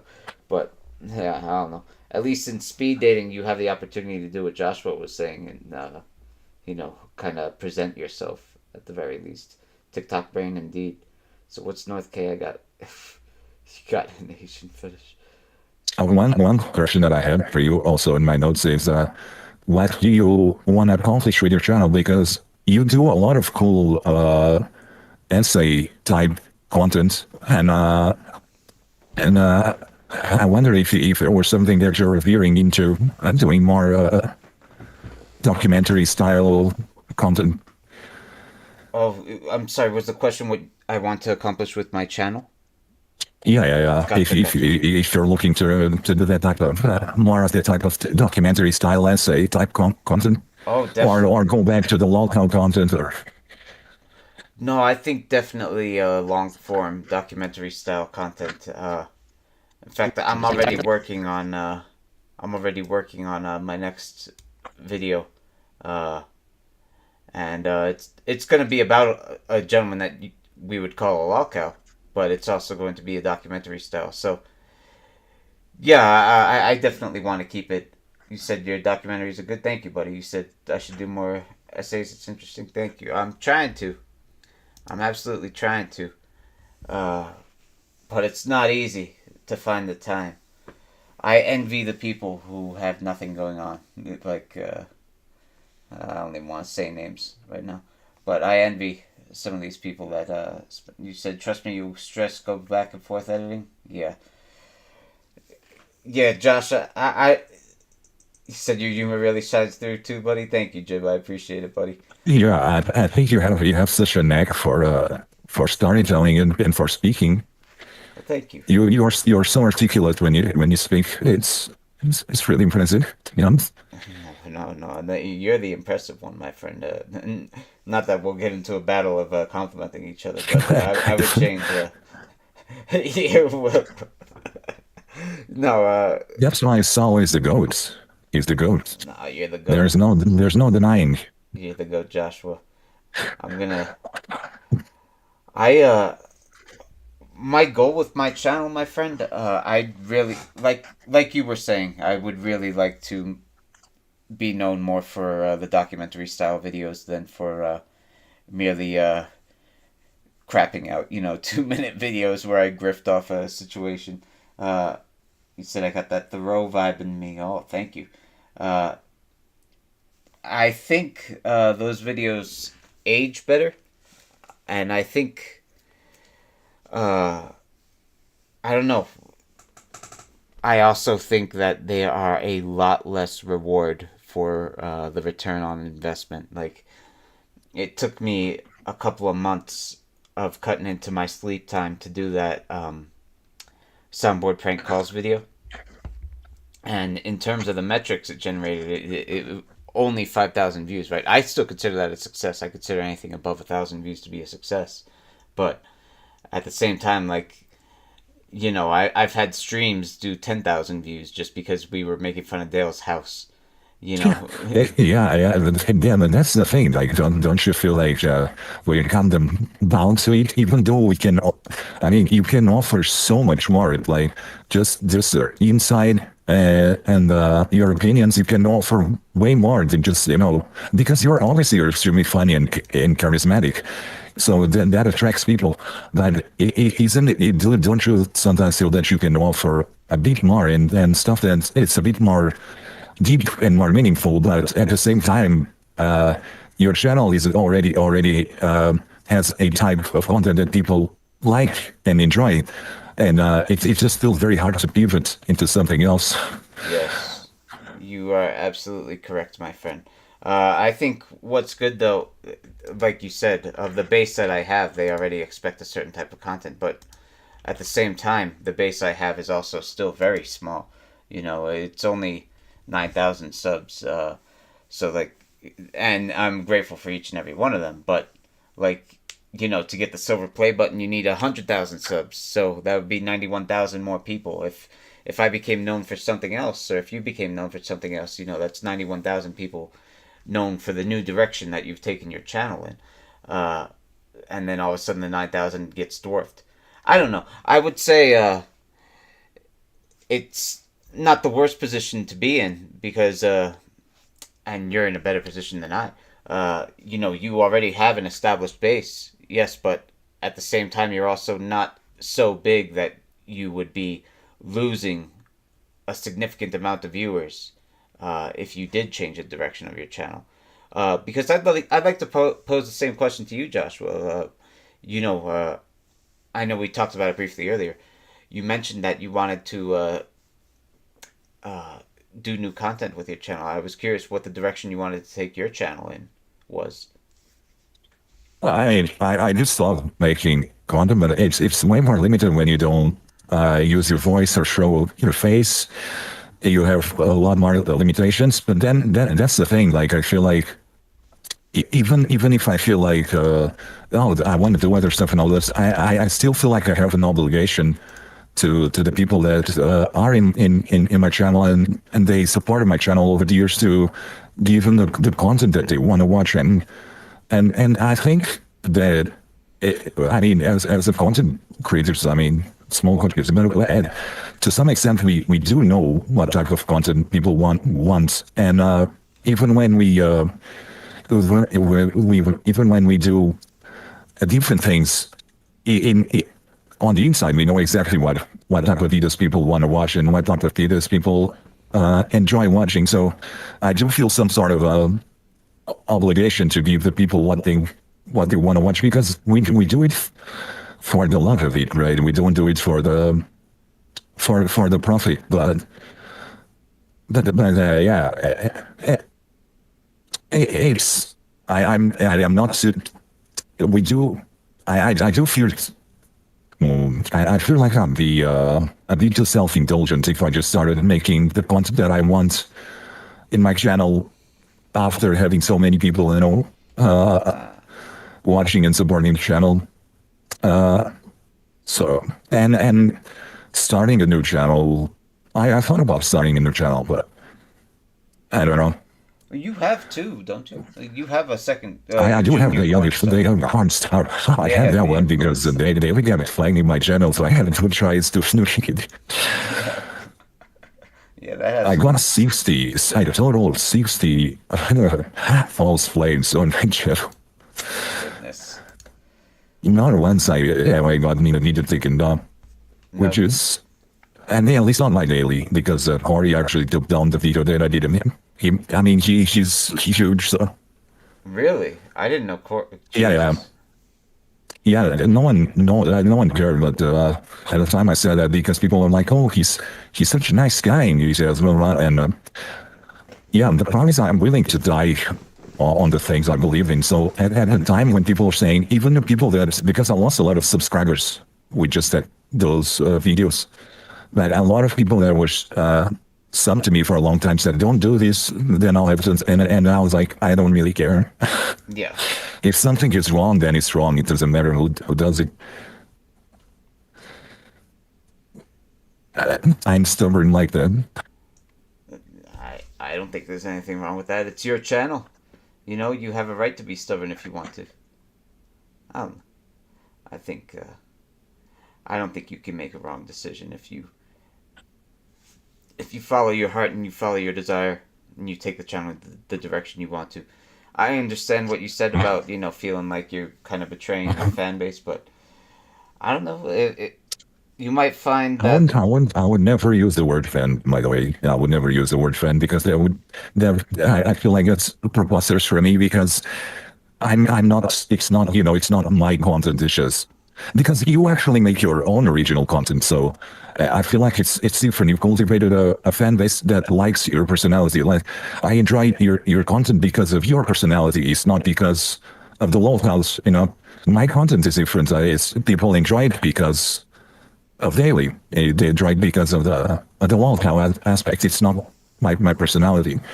So I feel like I'm more in the box. I'm more boxed in that aspect, because and that's what I think. The majority of people that enjoy your content, like me personally, that's what I feel like, because we like your personality, the way you put things, the way you make your videos. So it doesn't matter what you talk about. I'd still be interested in tuning in. But for my channel, people are subscribed because they want to see this old man rage in video games, which is funny. If you see the beginning of my channel, my humble beginnings, and it's still humble. Yeah, I just started with. I mean, if you want to hear the story about why I even started my channel, Yeah, please. Please.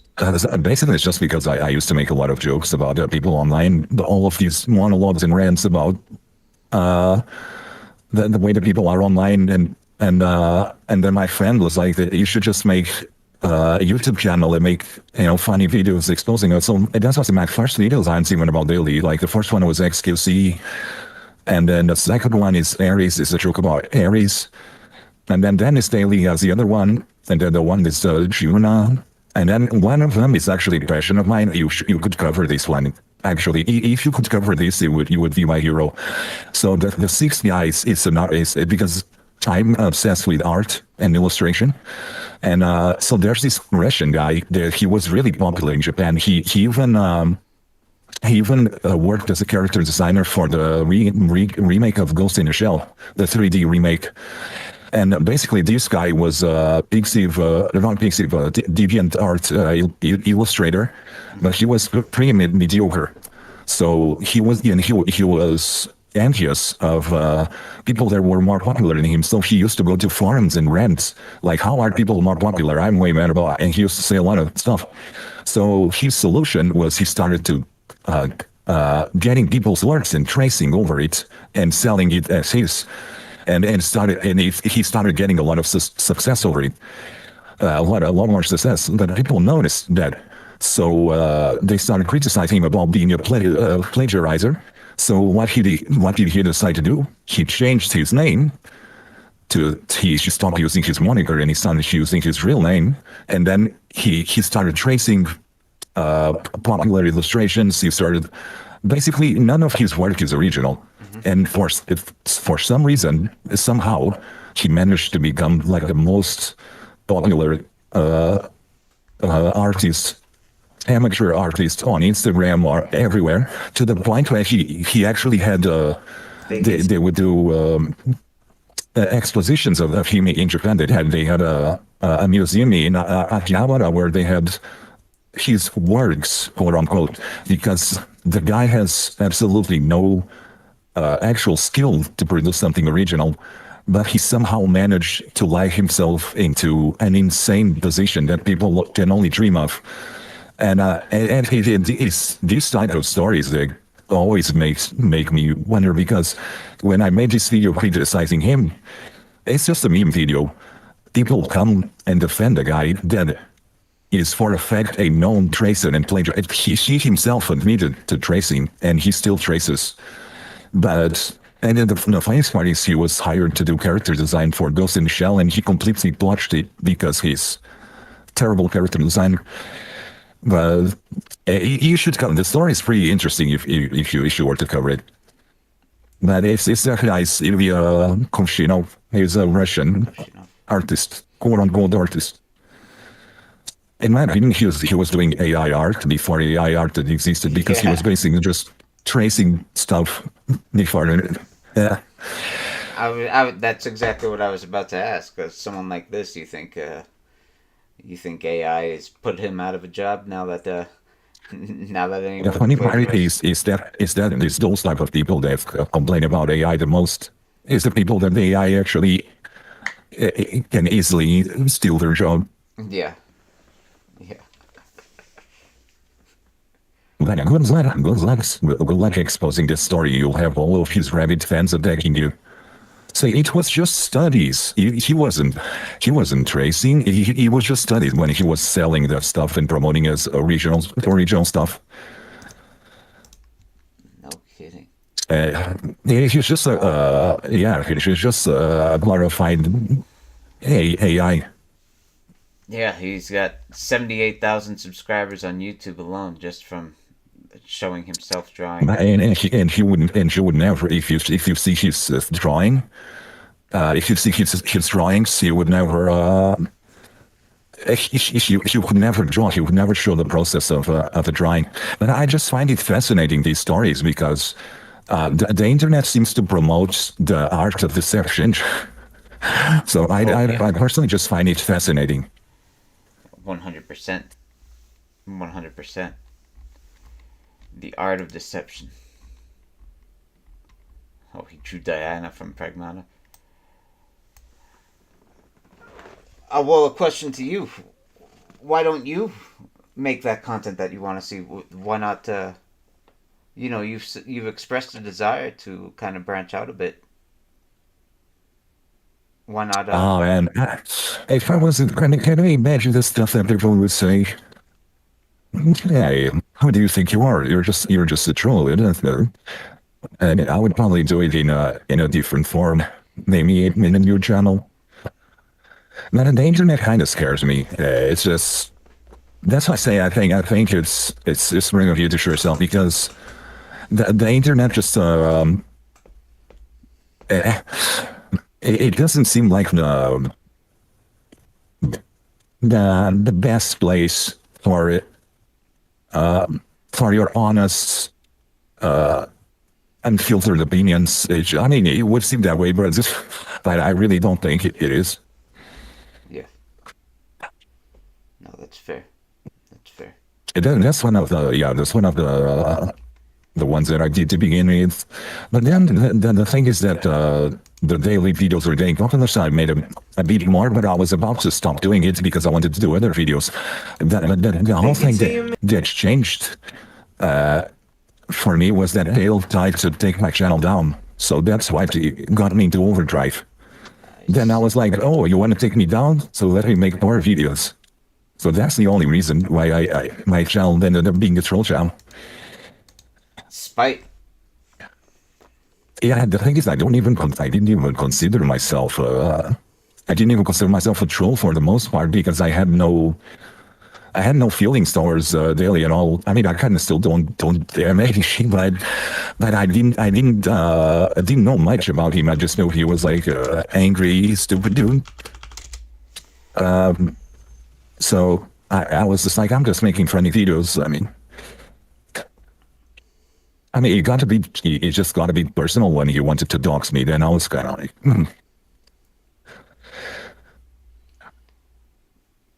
like, Spite is a powerful motivator. I admire anyone who decides. The power of edginess. Cyber Katie, thank you so much for being a member for 34 months. God bless you. God bless you. You're gonna have those black sunglasses soon. Thank you so much, Cyber Katie. It's nice to finally see you during a live stream. I'm surprised. Like I said, I've been telling Josh, I'm so surprised that we have anyone tuning in at this hour. You know, in America right now, it is dead. It is dead hours. Well, I guess in the East Coast, people are waking up right now. But, no, thank you. Thank you. God bless you. God bless you. But, yeah. Josh. I did like the 30-second video of the main man, the main man 3. And also had like a lot of his fans send me death threats. It was like a 30-second clip. I didn't edit it. It was just him raging. And I just titled it the Swedish Lothier, I think, or something like that. Or the white Lothier or something. It was just that, but that was enough to trigger people to sending me death threats and hate mail for a long time. So that's why I'm kind of like the internet. You just never know which horn and nest you're gonna shake. Well said. Well said. You have any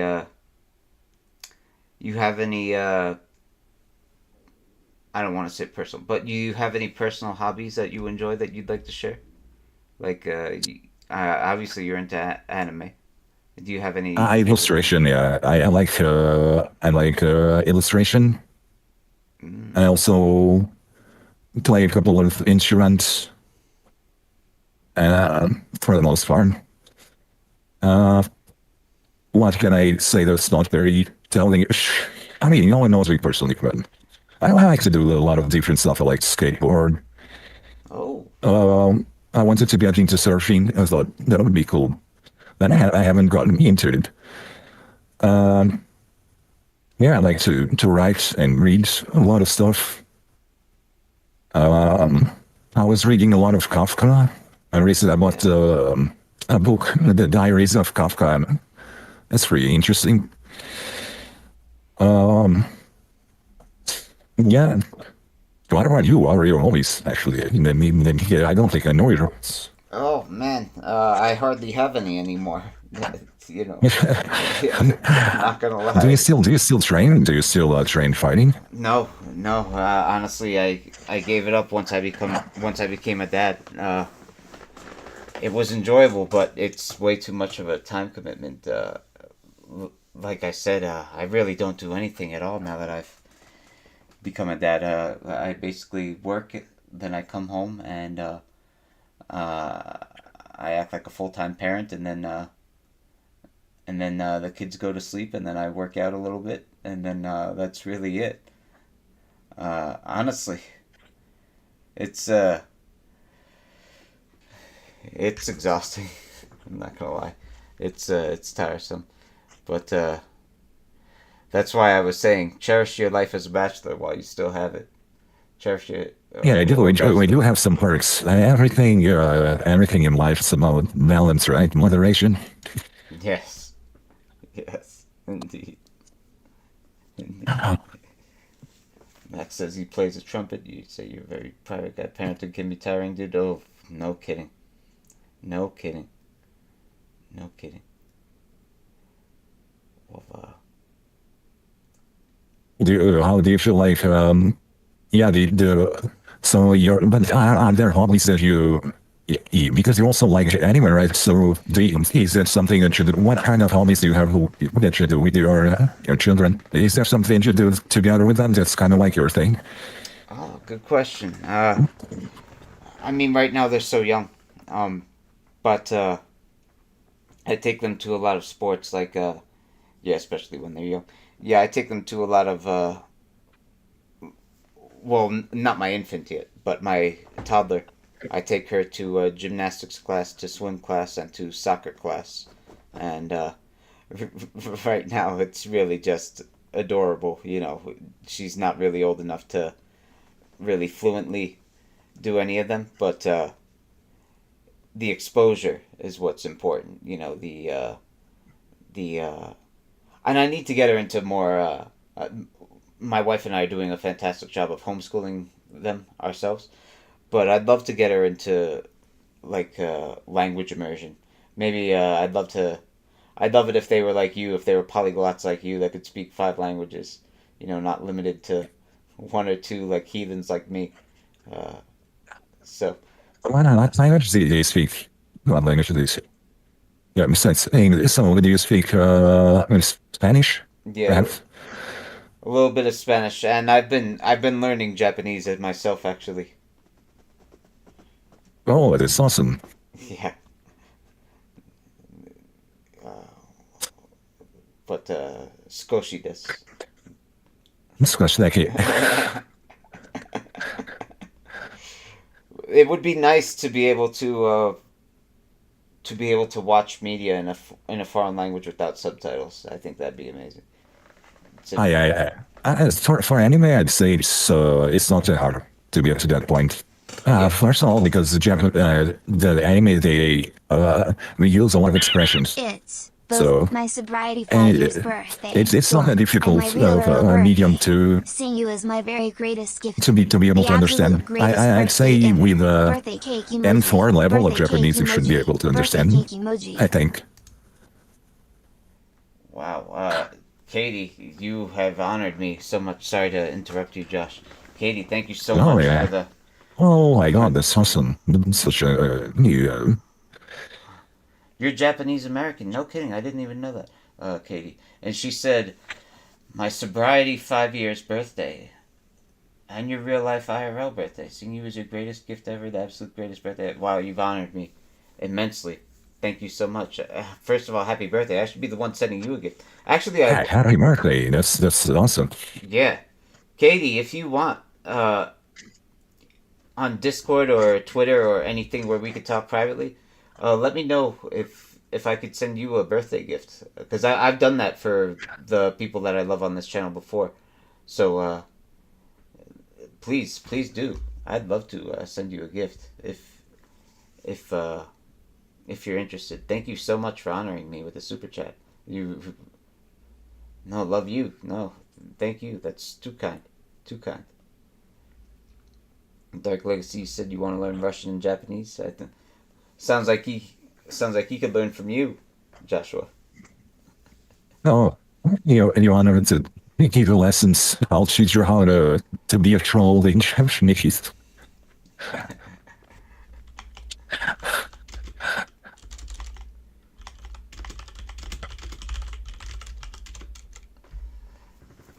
Oh, thank you, Platypulp. Thank you. No, thank you guys. I apologize. I apologize to everyone if I've been unenergetic throughout the stream. I haven't slept tonight. You know, I just stayed up to work on a video and on this actually. Um, but yeah, sorry. I got a bit wowed by that, so I didn't know what to say.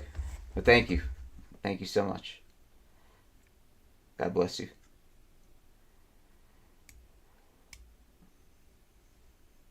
You said the legend is back. How has life been treating you, Salas? Steph Markovich, good to see you, buddy. The life has been chaotic and busy as hell. How about you? Josh, did you have any other topics that you think we should hit while we have each other? I really. And I wish I had prepared myself better because during the week I was thinking about a lot of things that I wanted to ask you, but then I was like, I don't want to be too intrusive, and because you're probably pretty good at deciding. Because I'm really interested in general about the way you see life, and I would probably question you about some stuff.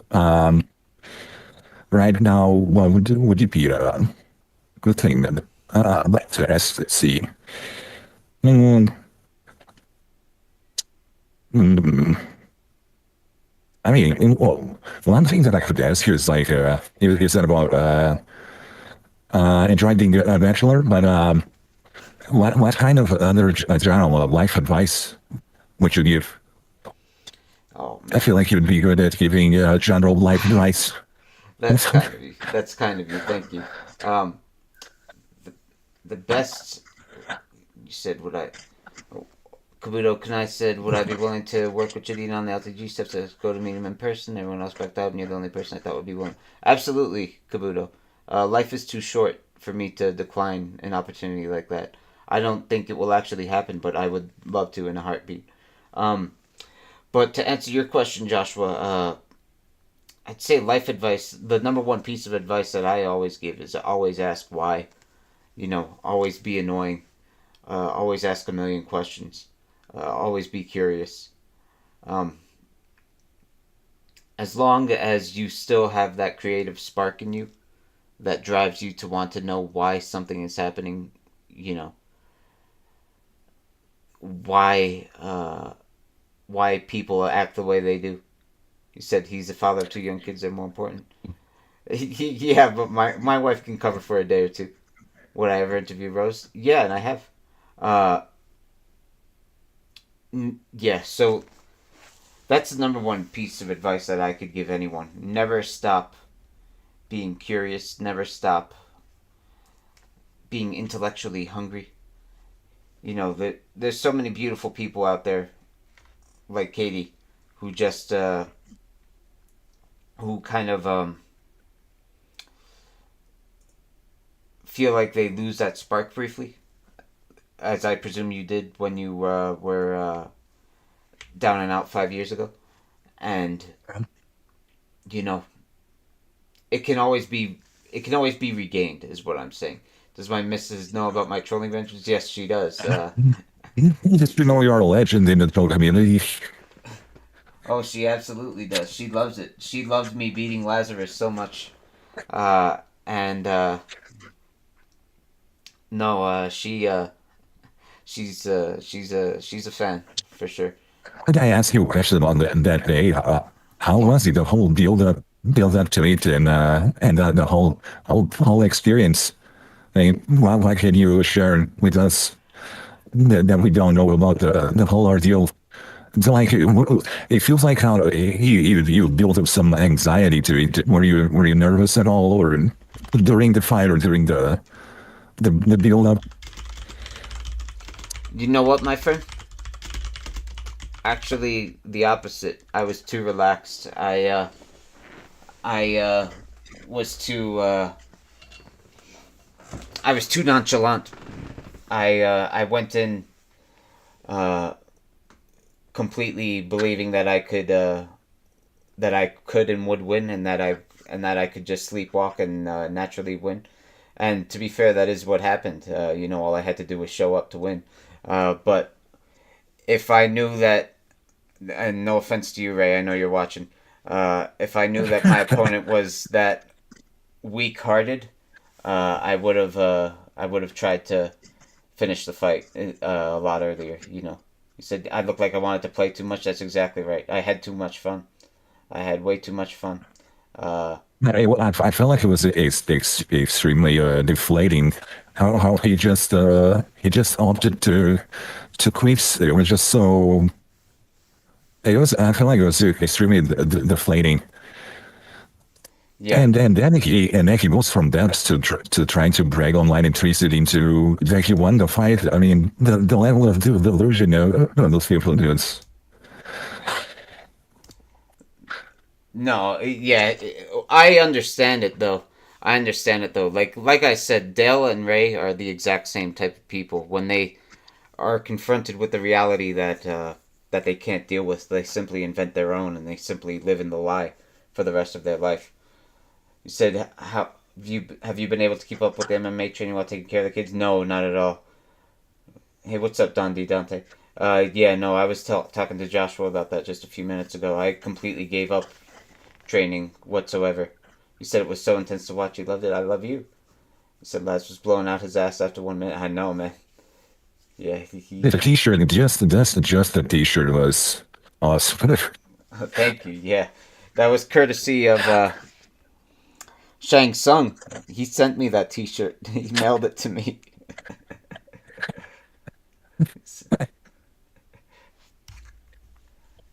But so, do you think Dale will run if he's at his BJJ gym? If he, I don't know. I don't know. It's BJJ. Like, how much of a coward do you have to be to run from a BJJ match? Like BJJ. There's no striking involved. It's all grappling. So I think you'd have to be really cowardly to run away from that. But I don't know. I don't know. I'd love to. Who would you reckon would win in a fight, Daly or Viscount? I think Viscount. I think it would look a lot similar to the way my fight with Laz went, where you just show up and you kind of win because he has no heart. These guys, they have no heart, and I don't just mean that in the cardiovascular sense, which is true. I also mean that in the sense of they don't have soul, they don't have the gumption to win a fight. They don't have that. They have no. They have nothing to fight for it. I think that's sort of the problem. Is also. Sala, what drew you to BJJ in the first place? The military. The military makes everyone do a little bit of BJJ, so I kind of followed up with it afterward.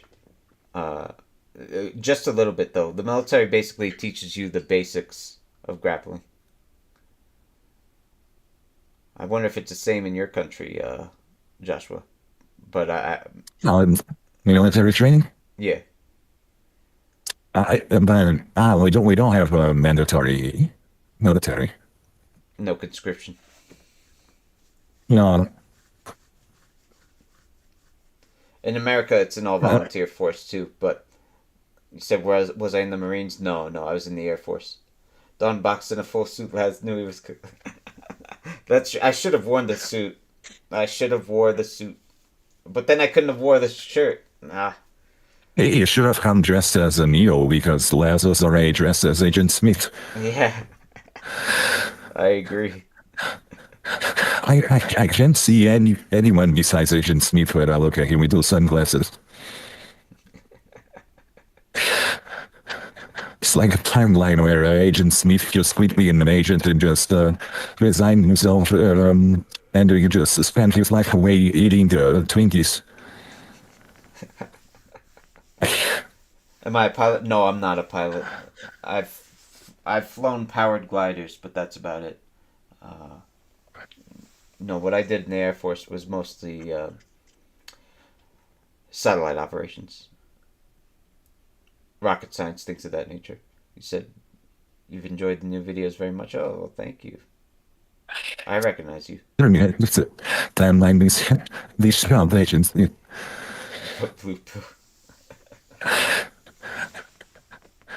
Them little billies just like Ellie's. Just like anger. Yeah, he still spams about that heart condition to this day, Katie. To this day. The problem is they didn't let Lazarus get in the cage with the gun. You know, That's Yeah. the only way she would have watched. he needs. I agree. They should let him have a gun. Do you miss something from my time in the military? Yeah, I miss feeling like I was contributing to national security defense. I miss feeling like I was part of the tip of the spear, as they say.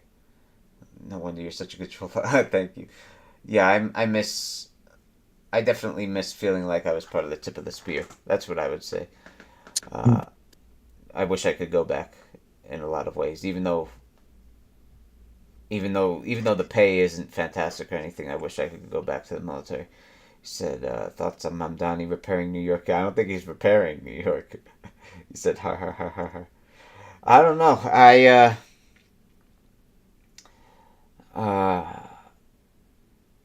It's not easy, boys. It's not easy. But I don't know.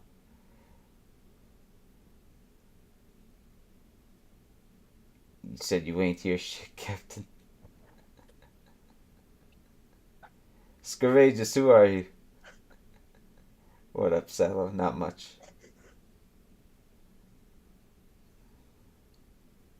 Time to troubleshoot. Hey, it's great amazing that you did. I didn't know you had you were in the military.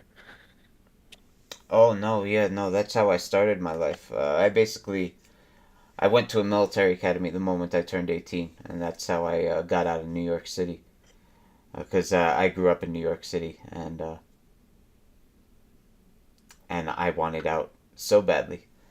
For the same reasons Max keeps making fun of me. Talking about how great Mamdani is. Mamdani. What you sure was the best part of the military? Like, did you like the discipline and the camaraderie? Or? Oh, no, yeah, definitely the camaraderie. I feel like you feel like you belong, right? That's the cool thing about being in the military. At least in America, like it's a full-time job, but it's also more than a full-time job. You know, like you're part of a culture, you're part of what's supposed to be a family environment, but there are some assholes in the military that kind of ruin that. You said, did I cry at Top Gun 2? No, looks from this perspective, you're now responsible for raising a new generation of kids to make the world a little bit better. Yeah. Free childcare, fixing trash, taxing the rich. He's driving everyone out. Seems to, I don't know. Scurray just says he seems to have lost all sound on his system somehow. Oh no, it's not me. It looks like we're good over here. But no, that's definitely what I miss about the military most. You know what's funny, Josh? There's a Facebook page that I should pull up that does excellent videos on that. Like, you know, the hardest part about leaving the military. Hey. And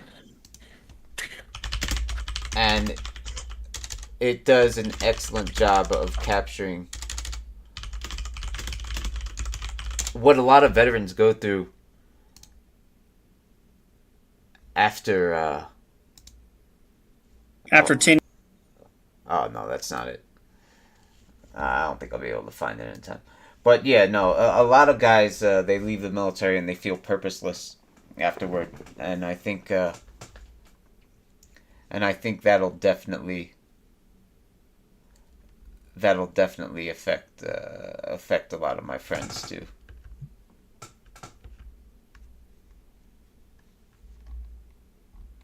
Yeah, sometimes stability is a blessing.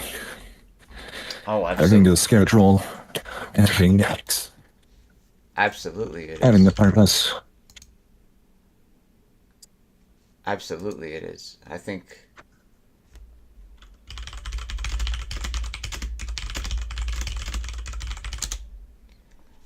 Yeah, I'm sorry. I wanted to find. Oh, I think I might have found it. No, I didn't find it. I'm sorry. I wanted to find it for you, but there's a guy who made an entire page dedicated to just kind of focusing on the sadness of leaving the military, which is really a funny thing to think about. I don't think most people who have never been in. I've met a lot of people that were in the military when I was in Japan. They were all American. Yeah. Yeah, and they had the base there, and they had a lot of cool stuff in the base. They had a band, and they had how do you call it, pool table, and a lot of stuff. And they really enjoyed their life in Japan. People there were based there. No, the Japanese bases are super nice. Was it Okinawa, may I ask? I never I never got to go there. Just from what they told me, it seemed pretty cool. Steph Markovich asked, "What branch has the most assholes?" That is the U.S. Space Force. The U.S. Space Force by far has the most assholes because they just take the worst of. So the U.S. Space Force is the newest branch of the U.S. military, and to stand them up, they basically had to take the worst of everyone else's people. Like, the worst of the Army went there, the worst of the Air Force went there. The Space Force absolutely stinks for that reason. Do I have anything special planned for November 19th? So what I'm trying to do, Jib, what I'm trying to do is release a video in June on Perry Caravello, and then I want to release a Dale documentary on November 19th. I don't think I'll be able to make that timeline because of how stretched I am, but that's the goal. Is it only every... I think it would be awesome for an actual a troll or at least someone that's ingrained in the community to actually make a documentary about Dale, because most documentaries just skim over everything. It's really hard to find someone that, because all of those video essays, without criticizing, they're just they're mostly just clickbait. To be honest, they just go over the same basic talking points, and they just don't go in depth into anything. It would be cool to see a documentary from someone that actually knows the lore about Daily. Yeah, thank you. No, I think it absolutely has to happen, but it'll take a while. That's the only problem. Yeah, I can't even imagine like the whole time, if you're going to cover the whole timeline. Dark Legacy says most of the documentaries don't get into the lore. Yeah, no, guys. I even put out a community post saying as much that I wanted to do it that way. Most video essays, I think, are just very lazy. It's just a quick cash grab. I'm not holding them, because I mean those people make one documentary, 2 documentaries a week. I mean, there's no way that the quality can be good. It just can't do anything with that time frame. No, absolutely not. I agree completely. I feel like you need at least a month, at least, unless you don't have a job. like certain people on this corner of the internet. If you don't have a job, then maybe you could pump out once a week because then you could focus on making the video like it is your job. But if you have a job and you're like doing this in the after hours, as I am, like no, you need a month to do each video. Sallow, I asked if you believe Dale's story about him being molested. Don't recall you giving thoughts. Yeah, I believe him. I believe him. I believe that he was molested. I think that explains a lot. You care about the detail and quality? Do you think she is secretly homosexual? I think he's bisexual. I mean, I think he came out right as a bisexual man. Yeah. No, I think he's yeah. Yeah, I think he's legitimately bisexual. I think he has a fascination with cock. I think he loves cock. That's what I was going to say. If there's a word that humans can say the most, it's dick. They Yeah. say, get off his dick, you're always on his dick, hop on his dick. They say it so many times. I mean, at some point, you gotta wonder if there's some sort of underlying fascination with male genitalia. You said he's too nonchalant with it. The reason he's nonchalant is because he thinks it's a bragging right, Jib. He thinks it's something to brag about.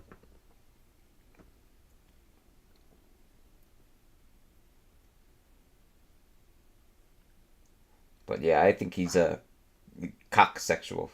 You know, he basically loves dick. He loves penis.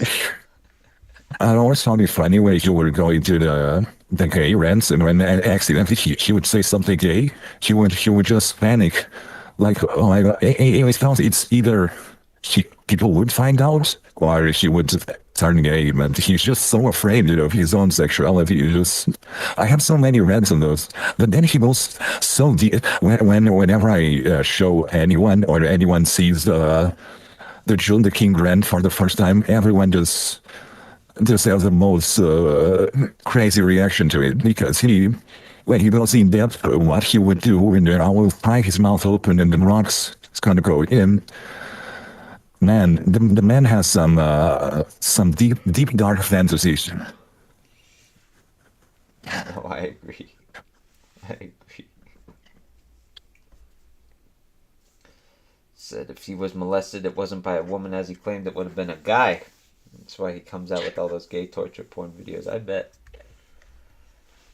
I feel like that was always his vocation. I think he would thrive in the fan fiction space. If you would do like 50 Shades of Grey, but pure sexual edition. 50 Shades of Palmdale. 50 Shades of Palmdale.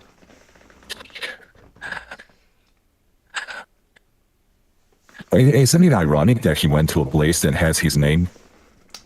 No, that is ironic. And- With how much he hates his name, yeah.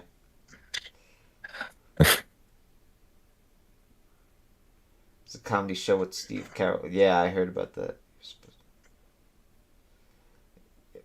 It's just that his stories have way too much detail for some of them not to be true. Yeah, yeah. That's what I'm saying. He loves penis. I mean, God bless him.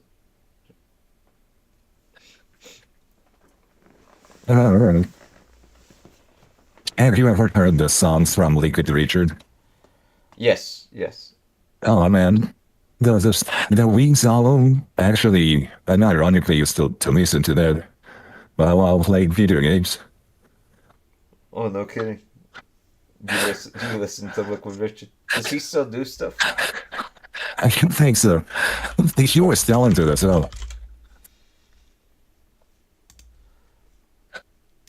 Oh, it looks like he hasn't done something in 5 years. Some trolls are just incredible. Do you keep up with any of the trolls? I have absolutely no idea of any troll. The only troll that I know of, the recent ones, is one called Red Dale. Besides that one, I don't know any new troll. No, I haven't been keeping up much either. I'd say I know the people that are in the symphony Discord a little bit, I guess, like Shelly, but no, he said he fell off. Well, he stopped making music. Said Red Dale Fire. I don't know. I haven't really paid attention to the new trolls. Honestly, when I saw trash like Tales of Dale, when you see trash like Tales of Dale coming up, like it just turns you off. You know, you know the community is not in a good place if trash like Tales of Dale is Rafiki. What was that? Whose tales of that? Is he a natural? Yeah, he's a Dale troll, and he's also a scumbag piece of garbage who just he's a complete two-faced piece of trash who basically will suck up to you in person and then immediately like try to destroy you behind your back. Uh, and yeah, he introduced me to Rose, Dale's wife. Not Dale's wife, Dale's baby mama. Uh, and yeah, and then he immediately claimed that I was trying to get with her afterward. He said nothing like that. What? Yeah, he said nothing like that on the actual stream when the three of us were talking. But then afterward, he went around to everyone and said that I was trying to get with Rose. So, I have no respect for two-faced pieces of trash like that. He's a coward. He's garbage. Said he was trolling Rose. I believe that. You think he came across as hungry for the bag? Yeah, he's broke. He's broke. But that's why I feel like don't I've talked to this before. I don't think we talked enough. But don't you think that at the time that we were all at the height of making videos and trolling, it was like very innocent. At least in my view, from my perspective, I thought it was so innocent. It was just a bunch of guys like being goofballs, just fooling around, making jokes, making inside jokes, making dumb jokes. And no one ever thought about making it a business or profiting. I don't think anyone did. We're just having fun, but now it just feels like it's geared towards being some sort of competition. How much can you get out of it? But that's the thing that I told them about the whole landscape. Everything is always about what can I get out of this person? What can I get out of it? Well, what about just doing what feels right or doing what feels fun? What about just, I don't know, if it feels like there's always an ulterior motive for people's behavior nowadays. Yeah, no, you're absolutely right. Though not everyone was like that. When I first started out, there were definitely a few people who were like basically the old school versions of Tales of Dale, who basically they wanted to be the number one troll and they hated anyone who they thought was getting in their way of that. I was never that way. Like you said, I would always post everyone that would post a video. I would post them on my channel. I would always post in the community there because I find it hilarious. Because I never thought that our content overlapped. Even if we used the same clips, we were doing in a different funny way. So there's no point in competing with each other. I don't get the kinds of people seeing each other as some sort of rivals. So stupid, to be honest. Mm-hmm. Yeah, no, the cross-creator rivalry is certainly saddening. They tried to copy Imo. Imo caused a lot of envy. Yeah, because he got money from what he was doing. And that's all that trash. That you got to understand. People like trash like Rafiki. They're not working. They don't have a job. So they see someone like you know who that's a super hound guy is? Wasn't he also a troll? The guy that's No, that super hound guy. He is a Darkside Phil fanboy who loves to low tier Balrog. What happened with him? He loves to file false copyright claims on trolls. So I'm surprised that he didn't go after your channel. You said he did. Oh, he did. I mean, not a lot of. I think I might have got a flag once, maybe by him. I didn't get many. I know there was a time when everyone was getting flagged by him, and he didn't flag me once. So. No, I just thought it was funny when some random dude just goes out on a quest to flag people. The internet has the most interesting characters. Yeah. Dandy Dante, you said you talked to Rose, genuinely consider her a friend. Rafiki was so weak for switching her like that. Rose is a great person. That's what I'm saying. Rafiki is just a piece of shit. Rafiki. No, Yeah, sorry, I could go on about Rafiki forever. He's just scum. But there's a lot of people in this corner of the internet, a lot of unemployed people on this corner of the internet that are scum like that. He used to be a fanboy for Phil. I haven't seen the interview with Rose, but do you feel like she was in any sort of way related to the way that the dynamics of Elena or the dynamics of David's relationship and Elena worked there, where he she was very deceptive and very grooming of her. Was Rose? Do you feel like it was the same type of ordeal, or not really? No, I don't. I don't think Rose was a grooming victim, but I think Rose made a mistake. I think so. I don't want to say that's an awful way to put it. I think she made a mistake, like having a brief fling with Dale, uh, and I feel bad for her for that. But at the same time, she also shouldn't view it as a mistake because she got, her lovely daughter out of it, her beautiful daughter. That's a blessing. So, uh, yeah, you said then she improved after Vault Scepter. No, she's wonderful. Uh, But she didn't know about his online persona no, no, I when don't she think met so. him. Yeah. No, she met him at a party or some bullshit like that. Uh, Pardon my language. She met him. She was gaslighted into thinking he was a normal person. I guess she was wearing very baggy pants to hide his chicken legs. she, she yeah no yeah no I feel bad for her. That's it. Like I feel, I've talked about it many times on this channel, but I come from a single mother, so I feel really bad for single mothers. He said Dale most likely lied about everything to her. He lies about everything to everyone. He told me it was hard to speak about his behavior. She But met him at Daly always likes to reprehend what he considers wrong behavior. But then he has the most stereotypical behavior that people say about black fathers. Isn't that like the stereotype yeah. of them being absent? No, it is in America. In America, for sure, it is. Unfortunately, has a lot of statistics. Has a lot of statistical backing.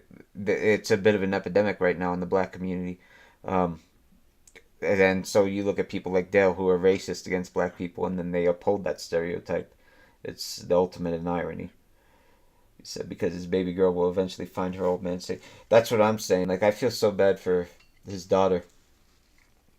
That his daughter Yeah, I has. mean, She's gonna I eventually have see all that clips awful. of that. Saying it. She says so many. Like if you have if you have how did you say it? He said if you do a gender reveal and it balloon it turns out to be pink, I'm not going to be happy. Like why would someone want a daughter? He says seven was, and the thing at that time I think, okay, this guy isn't going to have kids, so at least that. But then when you find out that he actually has a girl, it's just very sad. Very, very. No, because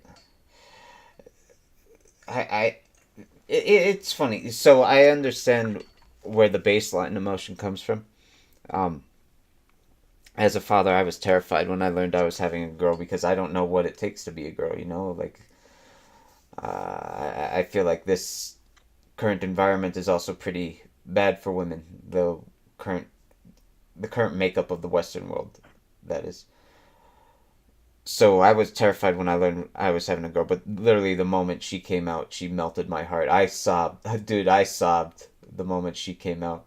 I cried like a bitch the moment my daughter came out.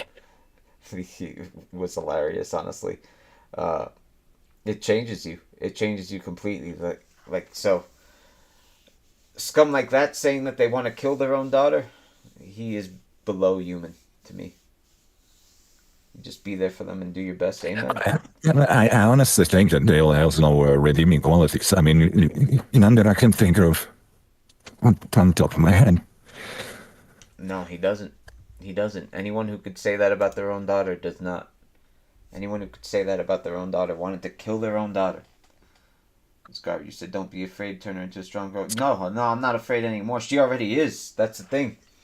Like my daughter. And if she has brothers that love her, then she'll be protected forever. The brothers, she will always be the princess, and they will always protect her. Amen. That's the best thing about having siblings. Amen. Amen. That's why I'm glad we had. Like I said, we had 2 right away. We had. It was kind of crazy of us to have 2 right away, but I'm so glad that we had a daughter and a son right away because. I just know that they're gonna protect each other and they're gonna back each other up. They already love each other so much. They're babies and they love each other, and I hope that I know that will maintain for life. Just a misogynist.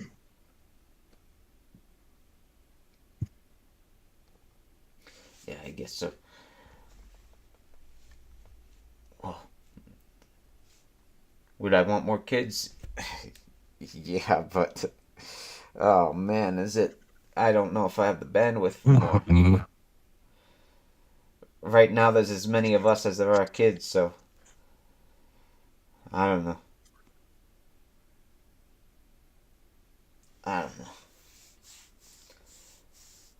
Do you guys have any questions that we'd like to ask Joshua while we still have him? Remember, this is Joshua's first time, and Joshua, I thought you were a natural on the mic. I hope. Unless I thought especially in the beginning, I feel legit put on the spot and be nervous because I'm extremely private and yeah. I hopefully I wasn't too all over the place.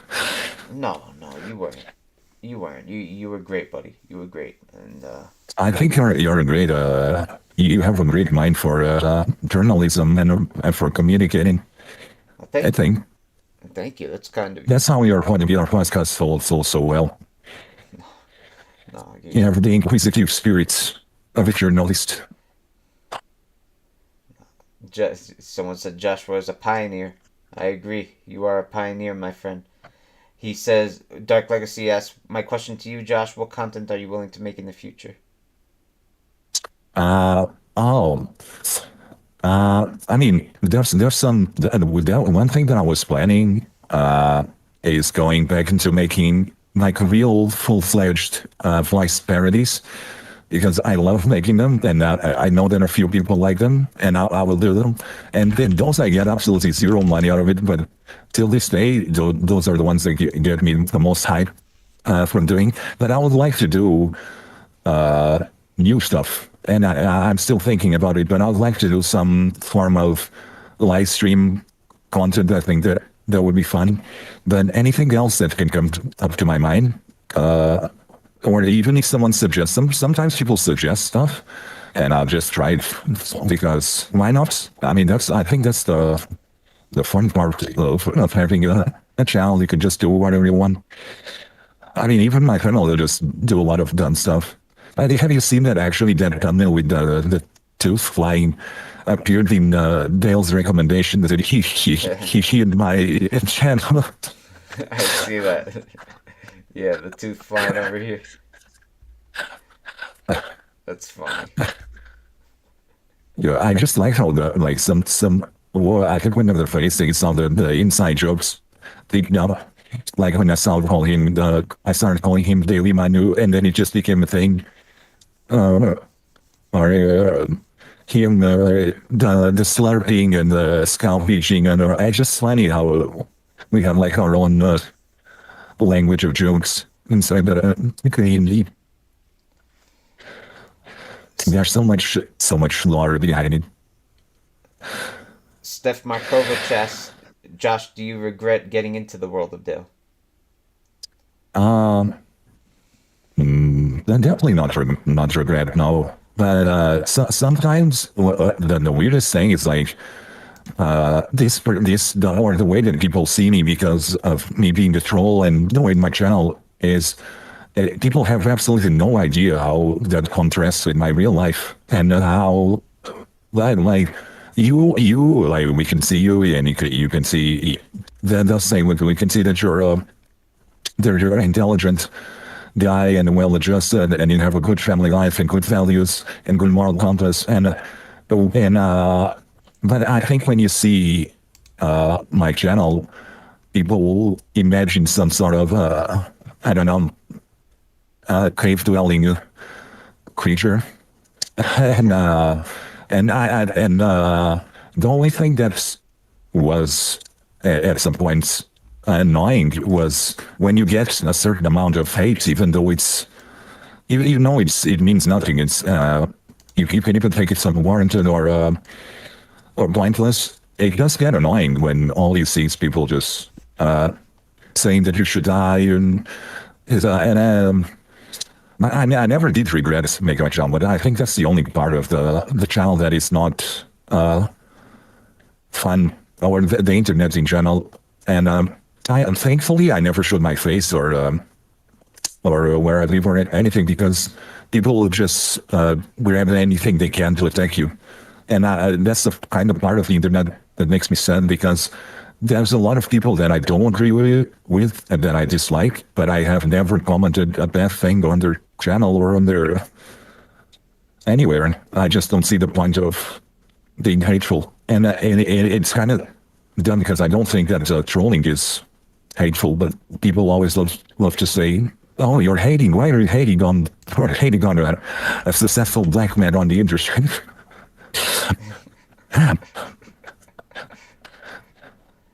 Maximus asked, would you ever collab with Red Dale? Oh, I'll collab with anyone that's just in front. I just anyone that I see. Oh, one guy that I can shout out is that I've just posted. Someone asked me if they could use. I love when people use stuff that I made. You don't have to ask me. You just take it. I'm not gonna copyright strike anyone. Some guy. His name is Your Favorite Anon. He did a funny edit. I love when people do stuff like that. I posted it on my community though, but I love when people do all sorts of content. And if I can help in any way, make something fun, then let's do it. Let's just have fun. If we're not having fun, then what's the point? Hell yeah. Hell yeah. Well said. Well said. You're just slurping. He does like to eat. His man weave is extremely itchy all the time. He's always scratching his hand.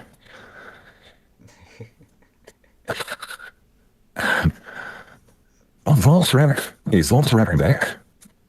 And shit, plus strength on. Oh man, I'm so out of it. I haven't watched any troll stuff. I know he at did. All. Yeah, I know he did. He did the interview with Rose, so I think he's kind of back. Oh, and that's awesome. Yeah, no, he's It'll be fun to get some OGs coming back. I know the Revolver in Low Tier Negan also still do stuff, I think. And true that. Oh no, Katie, that's too kind. I'm just I'm flattered by everyone who even tuned in at this late hour. Thank you for because those are the real MVPs. yeah. Listen to me, just listen to a troll, yeah. Or how many hours? Too many hours. Too many hours. I'll, Shout out to Salo for staying up all night, man. yeah. I'm so sorry. That feels tough. That feels super tough. Hopefully you can recover and have energy for your kids. Of course, my friend. They're about to wake up, so I better. I'll drink some caffeine. I appreciate you thinking of me. I love you, buddy. Thank you for joining, Joshua. I gotta thank you, sister. If I can thank you, I'd like to thank Solo for all the work she has ever done to the community, for being the heart, the moral compass of the community, for all of your sage wisdom. And I have nothing but love for you. and hopefully your life keeps being amazing. We all know that you're going to always be an amazing father because you are an amazing person. And I wanted to thank you for being on the channel. And also, if I could give a shout out, I'll give a shout out to my members, which are Jelka. Let me see here, so I don't mistake. So it's Jelka, Mine of the North Star Supervada, and Solus Raven 2. And then the two other guys that I'd like to thank is Standby for providing the VODs, so I don't have to watch his daily streams, and also Trevor Belmont, the Goat Admin, and Slayer. So, Those are some and everyone that watches my stuff. Those are also the goats. Those are some damn good shoutouts, my friend. Big ups to all of you. Thank you so much for joining. Thank you so much for listening to Joshua, who spoke for the first time ever on this stream. I'm honored that you joined us in doing so, Joshua. We love you guys. And man, I can't wait to see more of your content. And likewise. And I'll have to become a member on your channel. Oh my god, you don't have to. Please don't feel like it. They don't even have to watch my content, to be honest. Just knowing you is already good enough for me. Too kind. Love you guys. I'm gonna head out. Love you guys. And please, everyone, give Joshua some love. Give him a sub if you've just meeting him for the first time today. Big ups to everyone. Thank you so much. Big ups.